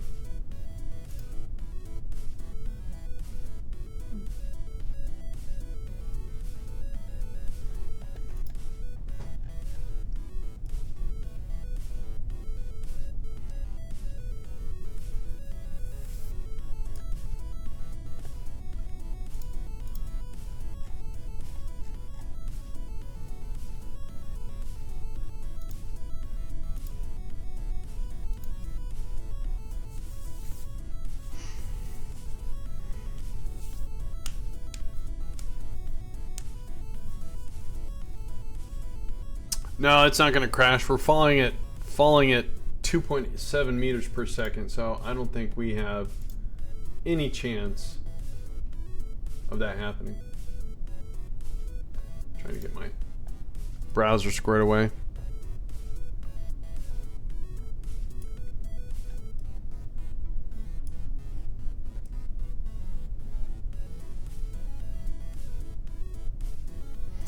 I'm sorry. Is there a mod to have the chute deploy automatically? Oh, I'm sorry. I think I answered that question.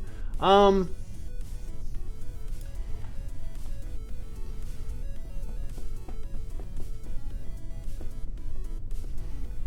know there's some mods for chutes. I think Real Chutes has some other properties to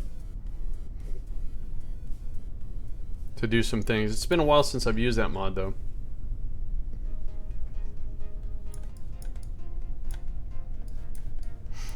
Alright, so next time I'll just put the low profile in and I'll sneak it in next time. That's what I'll do. Alright. Oh, that felt good. Somebody once told me the world is gonna roll. Mel ain't the sharpest tool in the shed. She was looking Dude, kind of talking gibberish here. Sorry. That is slow. It looks like it's, yeah. Oh, well, if I drop the heat shield, I don't want to. But yeah. We're almost done. We're almost done.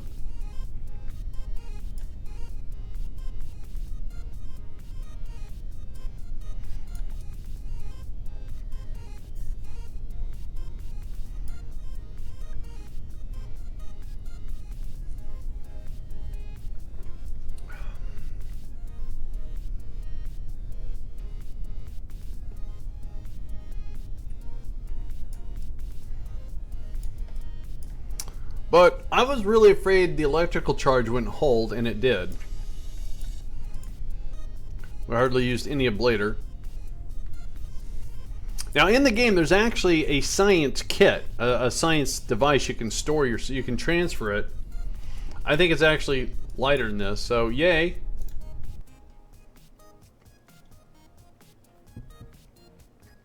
So we did everything we were asked. We landed on the Mun, we collected some science, we did not transmit it, and we safely returned. Look at that. Look at that. Cool. We brought back 98 science. That is awesome.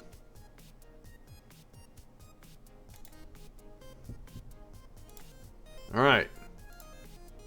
That was fun. 120,000 Kerbal bucks worth of fun. Plus, flyby, orbit, returned. Cool. Alright, so a flyby to Duna, flyby to Eve, put 2 Kerbals into orbit.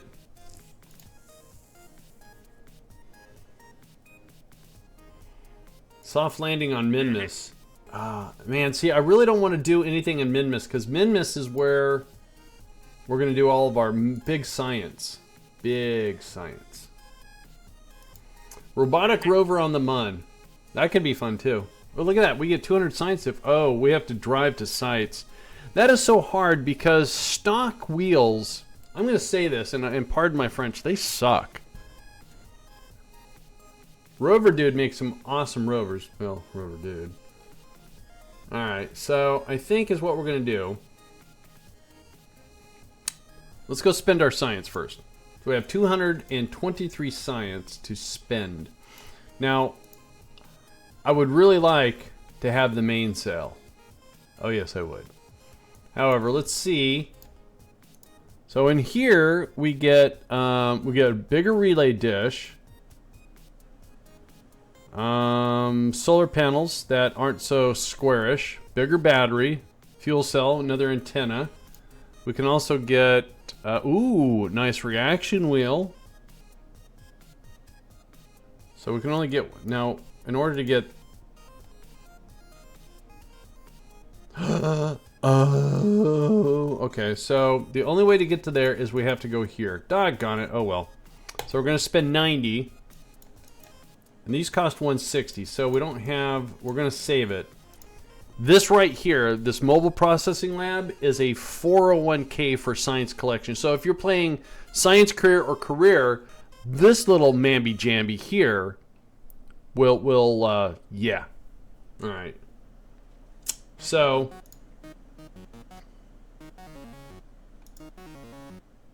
all right, so we have a couple of flybys. Let's do a Duna flyby, or Eve. Let's do Duna. Duna sounds cool. It's like a Mars thing.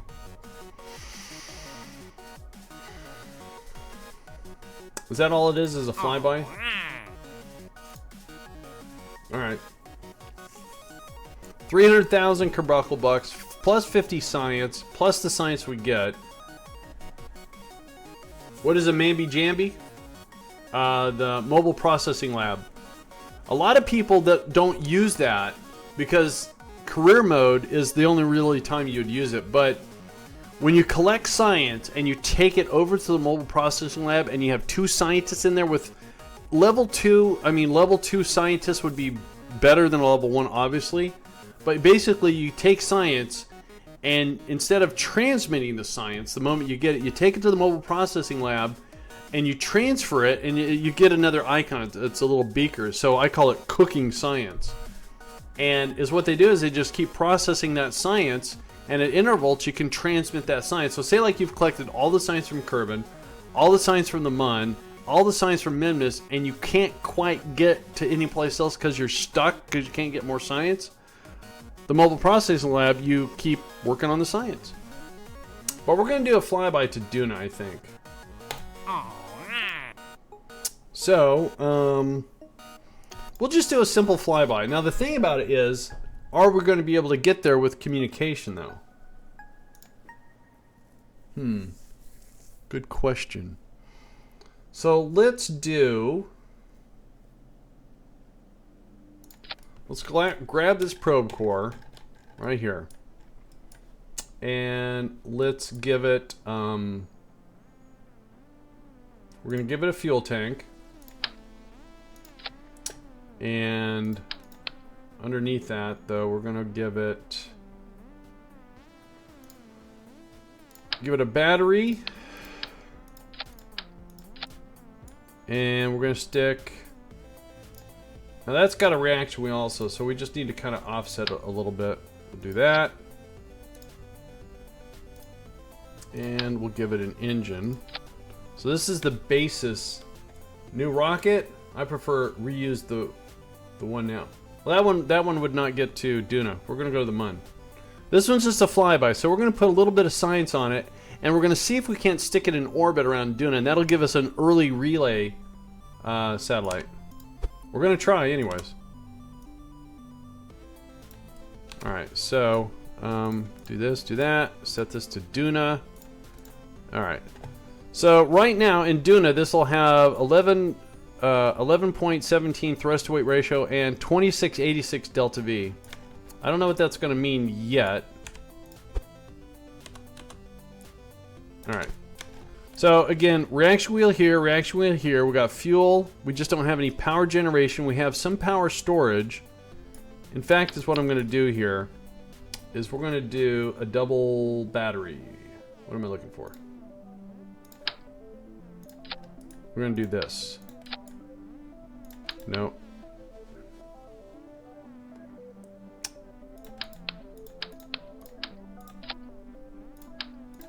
Why am I doing it like that? Because for some reason it irks me when I get...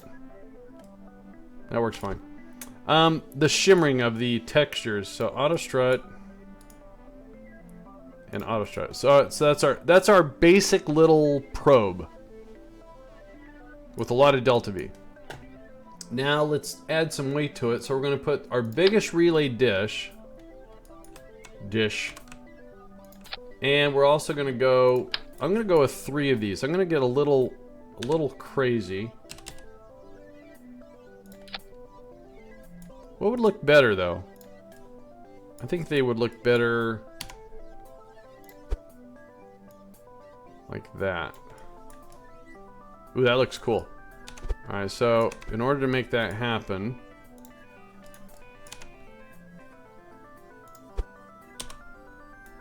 Oops.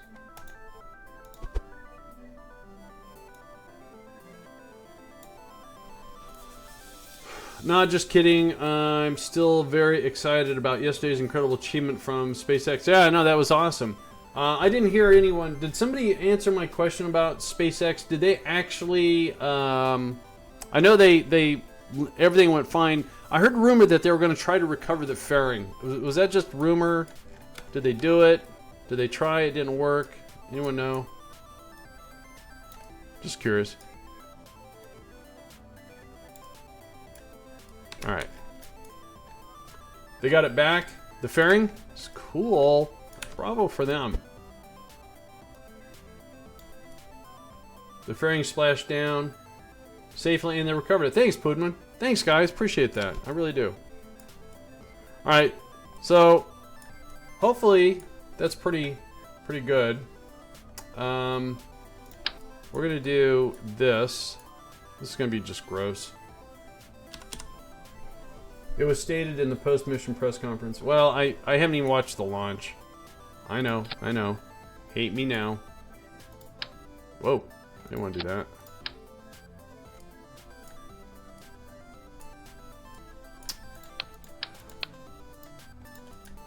Can I have that, please? Thank you.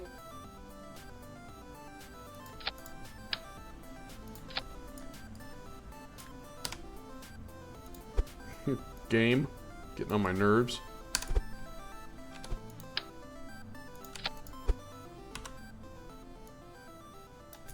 Hang on one sec, guys. I'm not ignoring you. I'm just trying to be slightly creative here.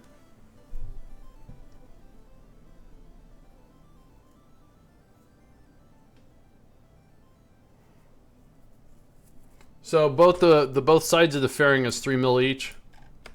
Now, can they reuse it though? Is it a material that they can, you know, recycle or... That dish has got such an overbearing collider. Oops.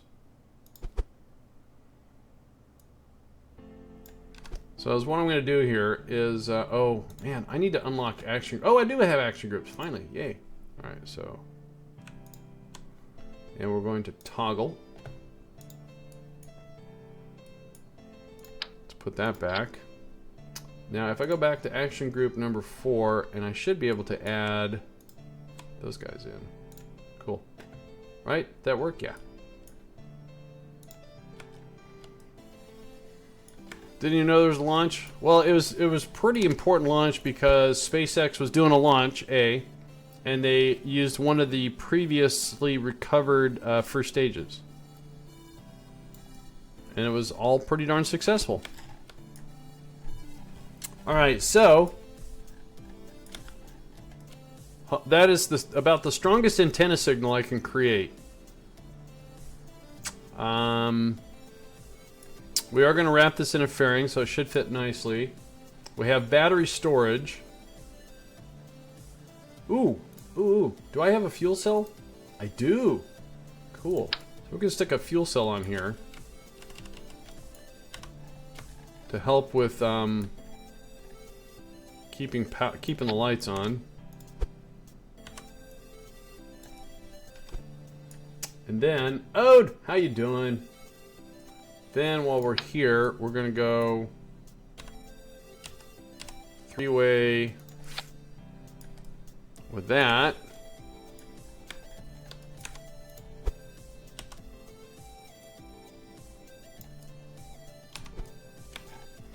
All right, now we just have to put some science on this. So we have, I mean, I could send that, but no, I don't want to. So we're gonna put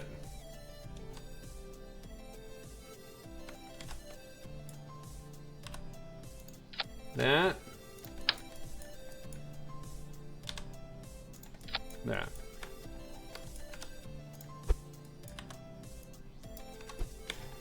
Alright, am I missing anything, guys? I got battery storage, I got reaction wheel, I got my probe core, I've got my biggest relay dish, plus we're going to back it up with 3. Then we have these other communitrons. I have a fuel cell, just in case. Probe core should be set. Can I get to the probe core? And yeah. Probe core set to auto hibernate. They also hope to reduce the time between flights to 24 hours for their boosters. Why is there a delay right now? Just the amount of turnaround time to clear the pad, put something new up there? I don't think I'm missing anything. So I'm not even going to look at the Delta V we have here. This Delta V is not to be looked at. Kerbal?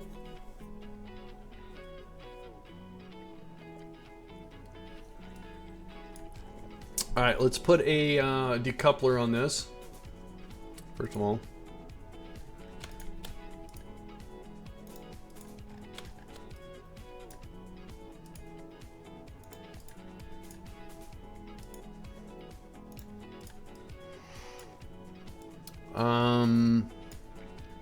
Right, so I was going for a...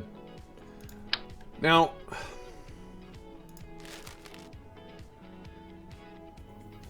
Oh, 24 hours for the same... I gotcha, okay. You're missing a Kerbal. Oh, it's an unmanned flyby to Duna. DJ. Good call, though. Oh, sorry. By the way, I don't know if you guys noticed, I'm wearing my partnered... I'm a... Gamer Circle, thanks to you guys, is an official Discord partner. Yay. What am I looking for? So here's the thing. If I use a normal size decoupler and then I put... I have to fight over... I guess it's no big deal, but... I usually like to go downsize on the decoupler. Because that way I can make it more slimmer. Slightly more slimmer.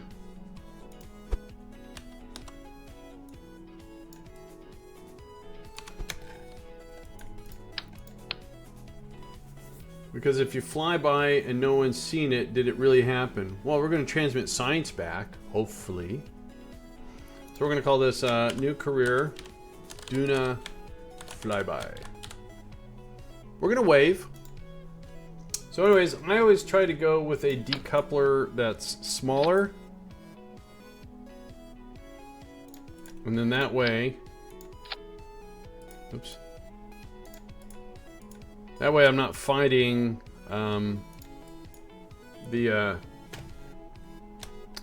see, I can go... If I could go right around it, but... So what I can do is kind of eyeball and do something like that.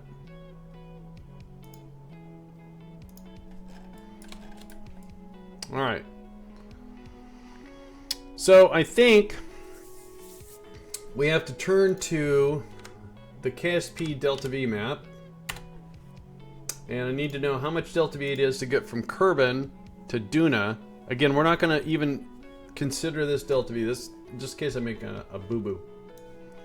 So from Kerbin to Duna, we need, we're going to say 1,000. Let's round that up to 200, so we need 1,200. And then another, we'll say 300. So 1,000. We'll say 300. So 1,500. So let's look for 1,600 Delta V. Bithroll Gaming, how the heck are you doing, man? So 1,600 Delta V to get there and to get a capture around Duna.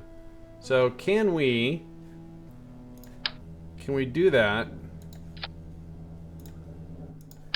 on this stage all by itself? So if we go with this and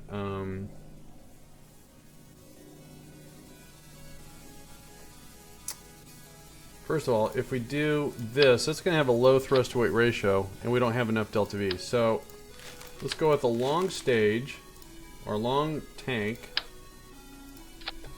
and let's use a swivel. Perfect. That is perfect. Oh, actually, that's wrong. That'll work. That will still work. I'm very excited about that. Now, just in case we have a problem, we are going to... How can I do this? Turn that on, turn that off. And put this right there. Then let's grab this, and we're gonna put this right here.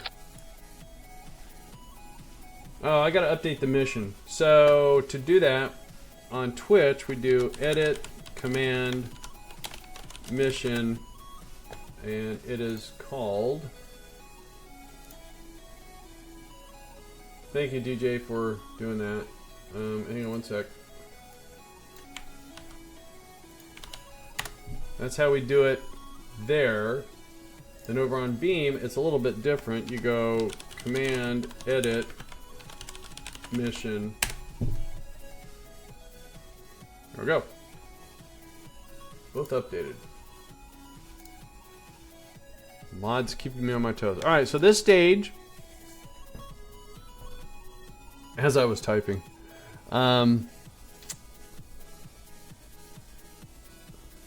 so we were going for 13, so we have more than enough delta V.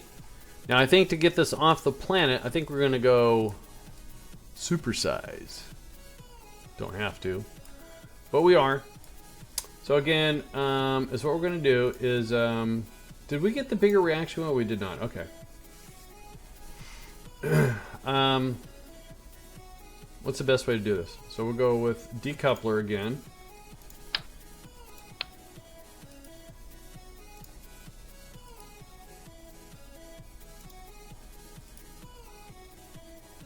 Alright. So, did I just check that? No. Alright. So go with the decoupler. Now we have solar panels on the probe, so I'm just going to put, and I don't think I really have to worry about this. We're just going to put a few panels around this stage here.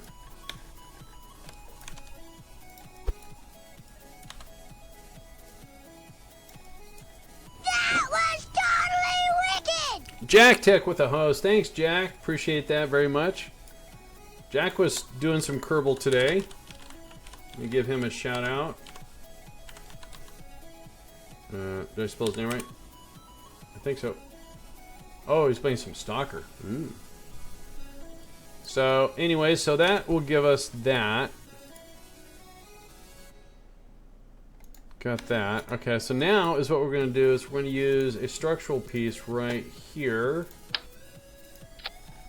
And we're going to attach an orange tank. Shamish, how you doing? Dun-dun, dun-dun, dun-dun.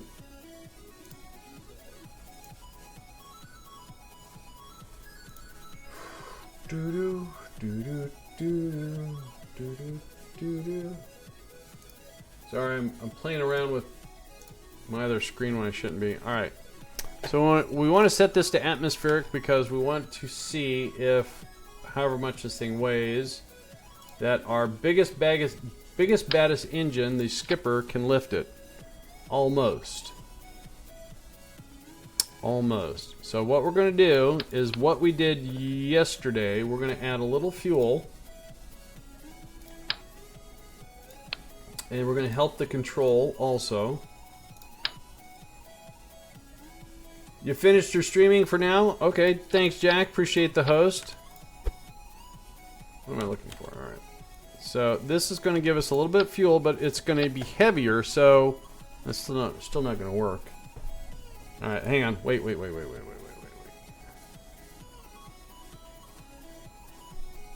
Hello, Ode.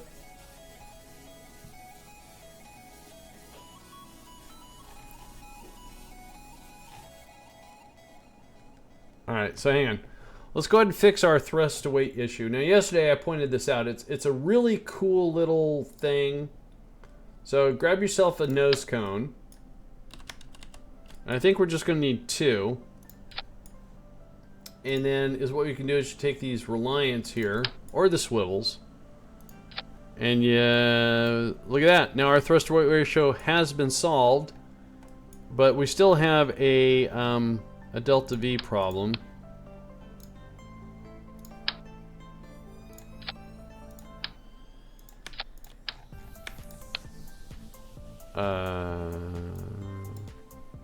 Nope, now we don't.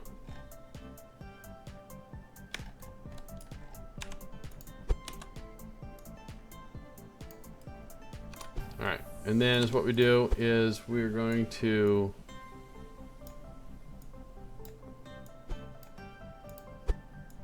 so the nose cones allow fuel transfer. And now so we have a 128 off the launch pad, which is fine. According to this, we have enough delta V to get us into orbit. Don't forget the other two stages. The next stage is actually over-engineered. So even if we fall short, which I hope we don't fall short, if you get what I mean. So we should be fine. This rocket is on its way. So let's put that to compact. And let's grab some clamperoonies here. And we're going to put these right there. Let's bring our rocket down a little bit.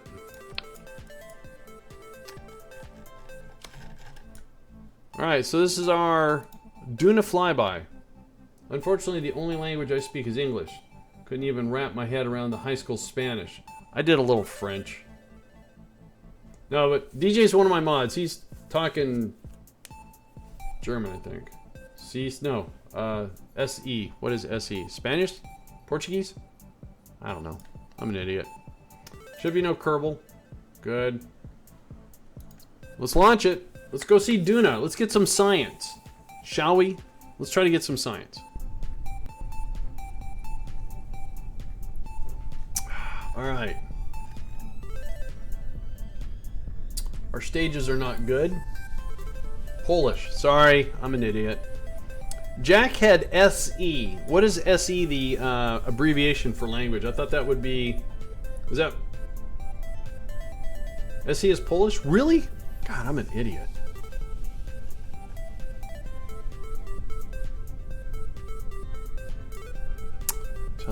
Tells you what I know.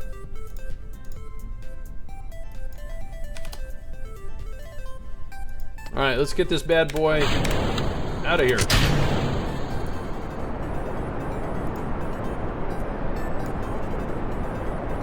I just finished a small session of Fallout Shelter, sent a dweller out. You did, Ayuri? Fallout Shelter has come a long ways. I'm glad it's available on... See, my phone, even though I could play it, it would just suck the battery dry. So I'm glad they came out with it on Windows.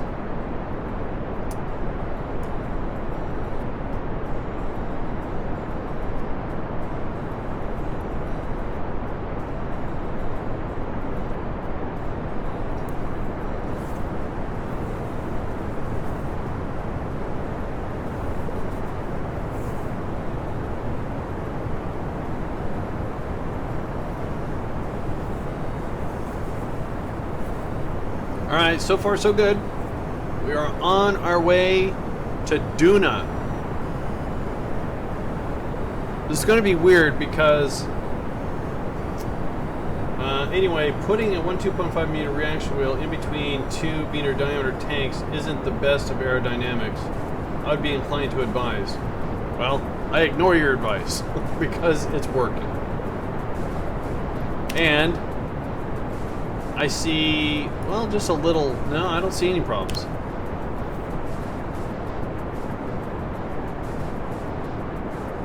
I would attach a 1.25 diameter node to the top of the adapter. Well, is what I wanted to do is I just wanted to have a little assistance down here for control. That's all. Well, I already have a reaction wheel up here. I have a small reaction wheel up here. I just wanted not all the torque to be right here. The way I've done this always seems to work, though. I appreciate the advice, Shamish. We made it. Nothing blew up.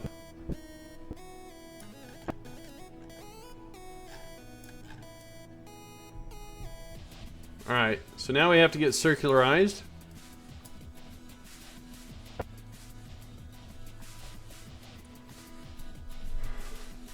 Do you remember the board movie where it's constantly saying Jack sees myths, pretend to speak Krazes? Oh, I don't remember that, DJ. Do, do, do, do. Do, do, do, do, do. Oops. Oops, oops. Hang on. There, better. Except for, okay, that works. 1279. We've got that. The placement of reaction wheels doesn't matter, assuming the rigid body. Torque is torque. It's all about, you know, what works, you know?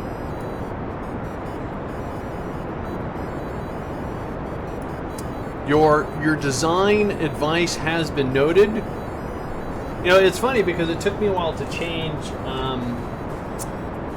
Somebody told me, I can't remember who it was, that on RCS, when you do a 5-point, you know, a 3-axis, when you do a 5-way, that you don't need to put 4. You can do 2 and you get the same functionality. And I felt nervous trying to do that, but it worked. I was actually amazed. It actually worked. All right, so let's go ahead and do an F5 here. Let's deploy our fairing. Let's get our reaction, or I'm sorry, right. Let's get our panels out, get our power generation going.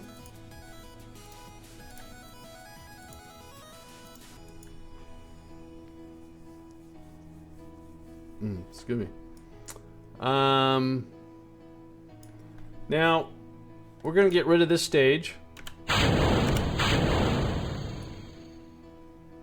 And this stage is designed to get us from Kerbin to Duna.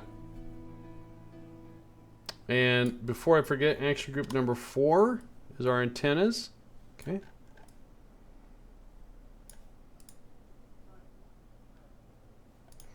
So now, getting to Duna, there's 3 or 4 different ways you can do it. One, you can use, there's a website you can use, and it'll tell you the position Kerbin and Duna should be in, so when you do your burn, that's one way. Another way is there's a mod called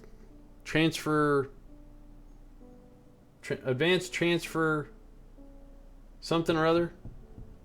And basically the website, or I'm sorry, there's a website and an app that are almost identical, so when you say I'm going from Kerbin to Duna, it'll tell you where you need to put your node, how much delta V to burn, if you need to do an adjustment, whether it's anti-normal or normal.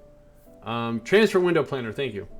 My preference, since I like to use the tools with MechJeb also has, somewhere in here, the maneuver planner. Also has an advanced transfer window. So what we're going to do is a protractor. Sure, you can use a protractor.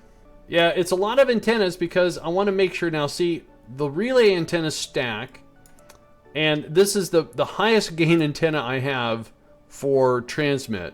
So I just want to make sure we have lots of antenna coverage here. So what we're going to do is, since we're doing a Duna flyby, I do have that contract, right? We're going to target Duna, and see, now it's calculated. Our departure is going to cost us 1,058 meters per second, and our departure date is going to be in 160 days, so on and so on. Now, I could say I want to leave right now, too, and it will say, okay, it's going to cost that much. It's still going to take 316 days, but I want to save as much fuel as possible because I built it based upon the delta V map. So we're going to do that. We're going to create our node.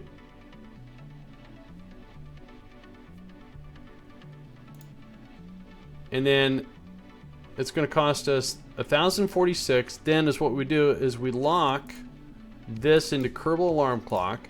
We pad our burn by about 10 minutes. And then is what we do is we do an F5. We go to the tracking station. And we accelerate the clock. And the Kerbal alarm clock is going to pull us out of time warp so we can do this burn.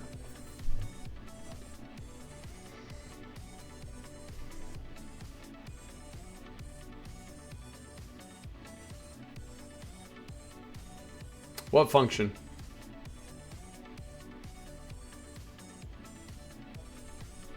That function has been broken in MechJeb for like 4 months, and it worked perfectly before the save. The same save game does someone... What? The only thing that's broken is they reintroduced the whole orbital decay bug thing. That when you make an interplanetary node,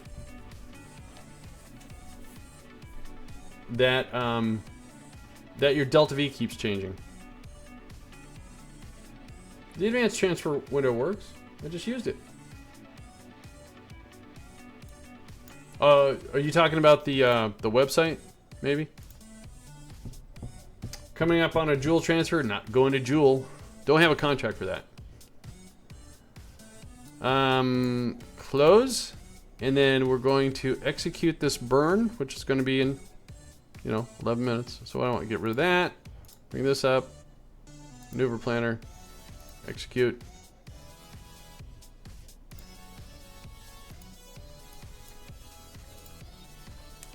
It's broken in my save. Oh, it's broken in your save. Oh, interesting. I know sometimes is what you have to do is if you bring it up and it won't calculate, if you change it to something else and then bring the advanced up, then it will work. I have my progressive historical, it looks like it's broke. If I bring it up and say I want to go to Eve, it won't calculate. It just is stuck at like 2%. But if I change it to like a home and transfer and then go back, then it will actually start calculating. So 30-second burn. I'm sure this is going to have a very close encounter, a close capture with Duna. We might have to do a mid-course to recapture Duna. I've tried reinstalling MechJeb, still doesn't work. It happened at year 3 or something like that. Oh, interesting. Maybe a mod conflict.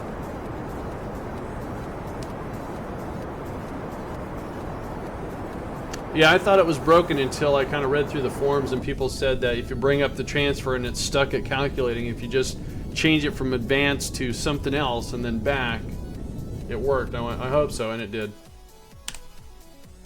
Alright, so that is our initial burn to Duna. So here's the big question. After we leave the Kerbin SOI, are we still going to have our Duna capture?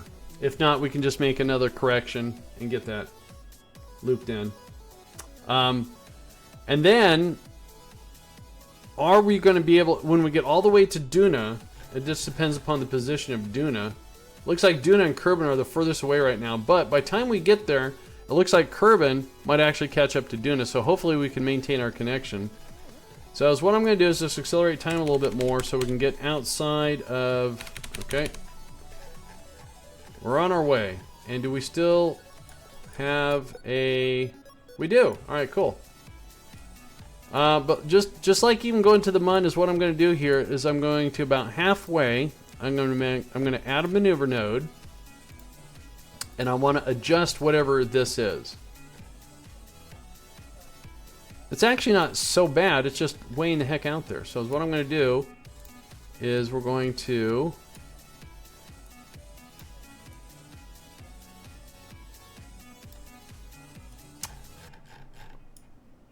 hate the node system. Alright, so hang on.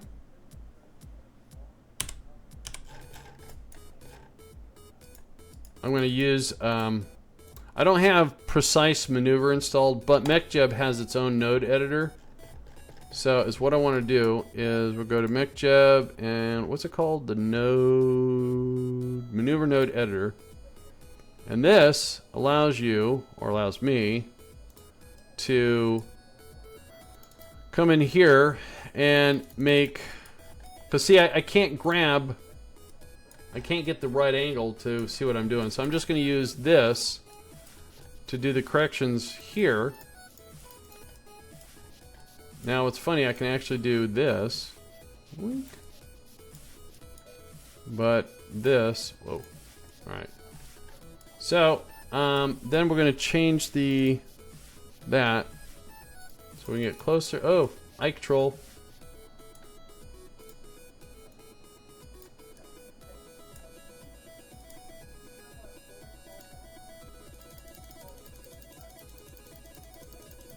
Again, we just have to do a flyby. So I'm going to do that. So that's going to cost 7.8 meters per second all the way out there. And again, we are going to put that into Kerbal Alarm Clock, and we're going to say it's a course.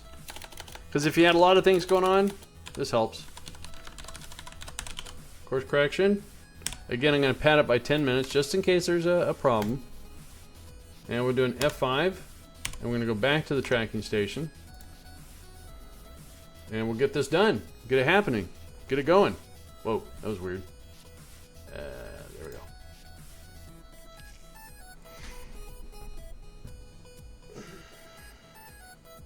Oh. That was totally wicked! Sequoia, thank you so much for that, host. Appreciate it.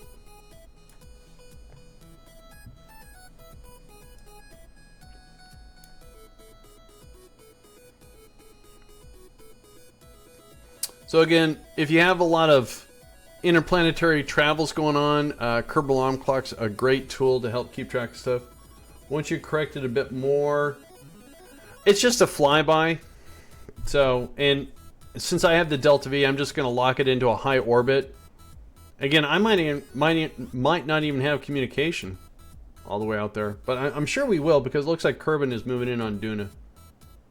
Moving in on Duna. So again, we have 10 minutes till, and where's Kerbin at? Yeah. Oh wait. It looks like, yeah, we're gonna have communication, I think.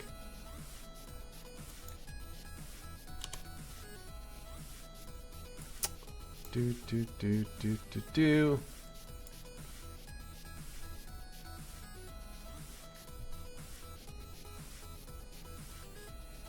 Now I think our capture should be less than what I have here, but because I changed our course from a prograde, no, from a retrograde to a prograde, it might cost more. We'll find out. Hopefully I got enough fuel. So again, what this is doing a slight adjustment, bringing our initial orbit over here to over here. Alright, so now the next thing to do is to drop a maneuver node right here. And I don't want to get a perfectly circular orbit, just any old orbit is fine. Because remember, this is supposed to be a flyby, so that's going to cost $495. And that's going to happen in 128 days. And we're just going to go ahead and ride the wave.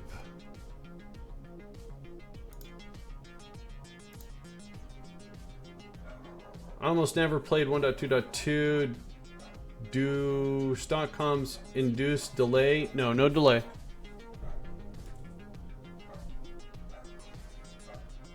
I don't know a whole lot of people that use the delay feature in remote tech.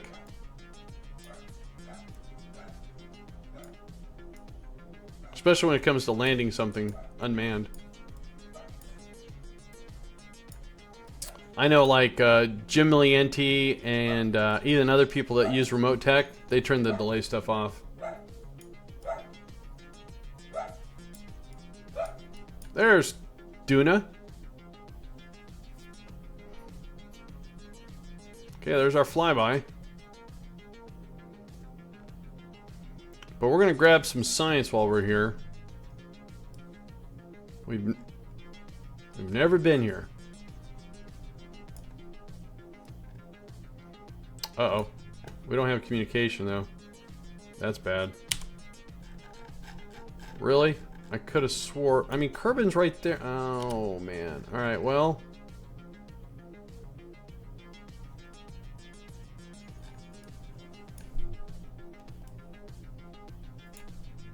it's the best I could do. But we lost communication with Kerbin. And our relationship... I mean, Kerbin is right here. It couldn't be, I mean, it could be closer, but that's pretty darn close. Well, it looks like we're not going to get no big science, like I was hoping. I do play with the delay, it's kind of fun, but yeah.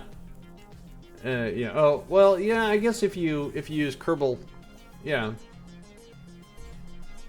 I have landed on Duna unmanned using delay, and it was pretty scary. I had to queue up a load of maneuver nodes. And I just, we're gonna lose this guy though. Darn it.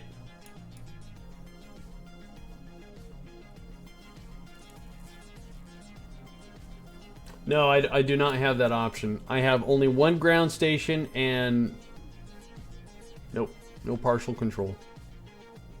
That's okay. I mean, I did the cheat so I could land that one thing, but I won't cheat for this one. So this is going to be in orbit around the sun, just like that one. You know, if we ever improve our satellite coverage and we come out to doing it, it's possible we could bring this flyby back. You never know. But, we got the contract complete. We tried to do a little bit more. That's okay. That is okay. Now we have 190 science.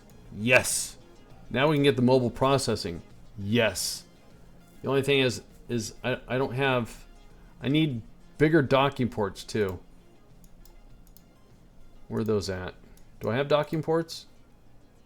I have the juniors. I want to get at least those. Because quite honestly, putting a junior docking port on a 2.75 thing is like gross.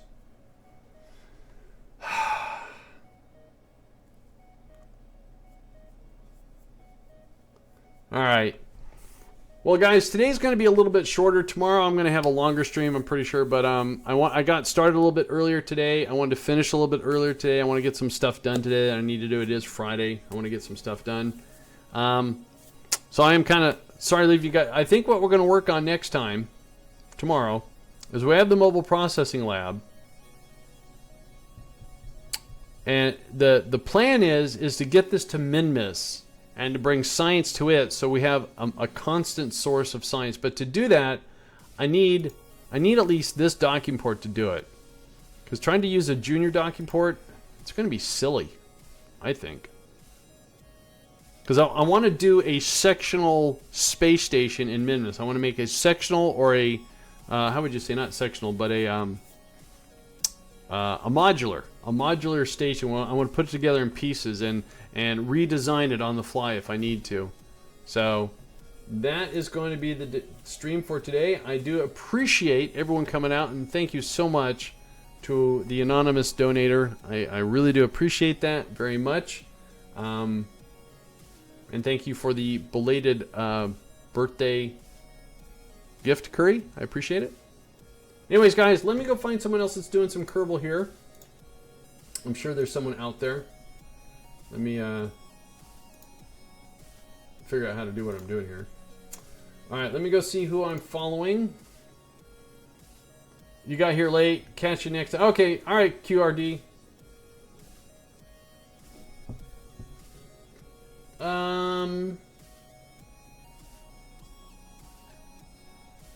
Who's out there in Kerbalville? We have Jamorian. He's a fellow rocket jockey. Let's go visit Jamorian. I have not given him a friendly visit in a while. So guys on Twitch, let's go do a friendly gamer circle visit to Jamorian. He's a fellow rocket jockey.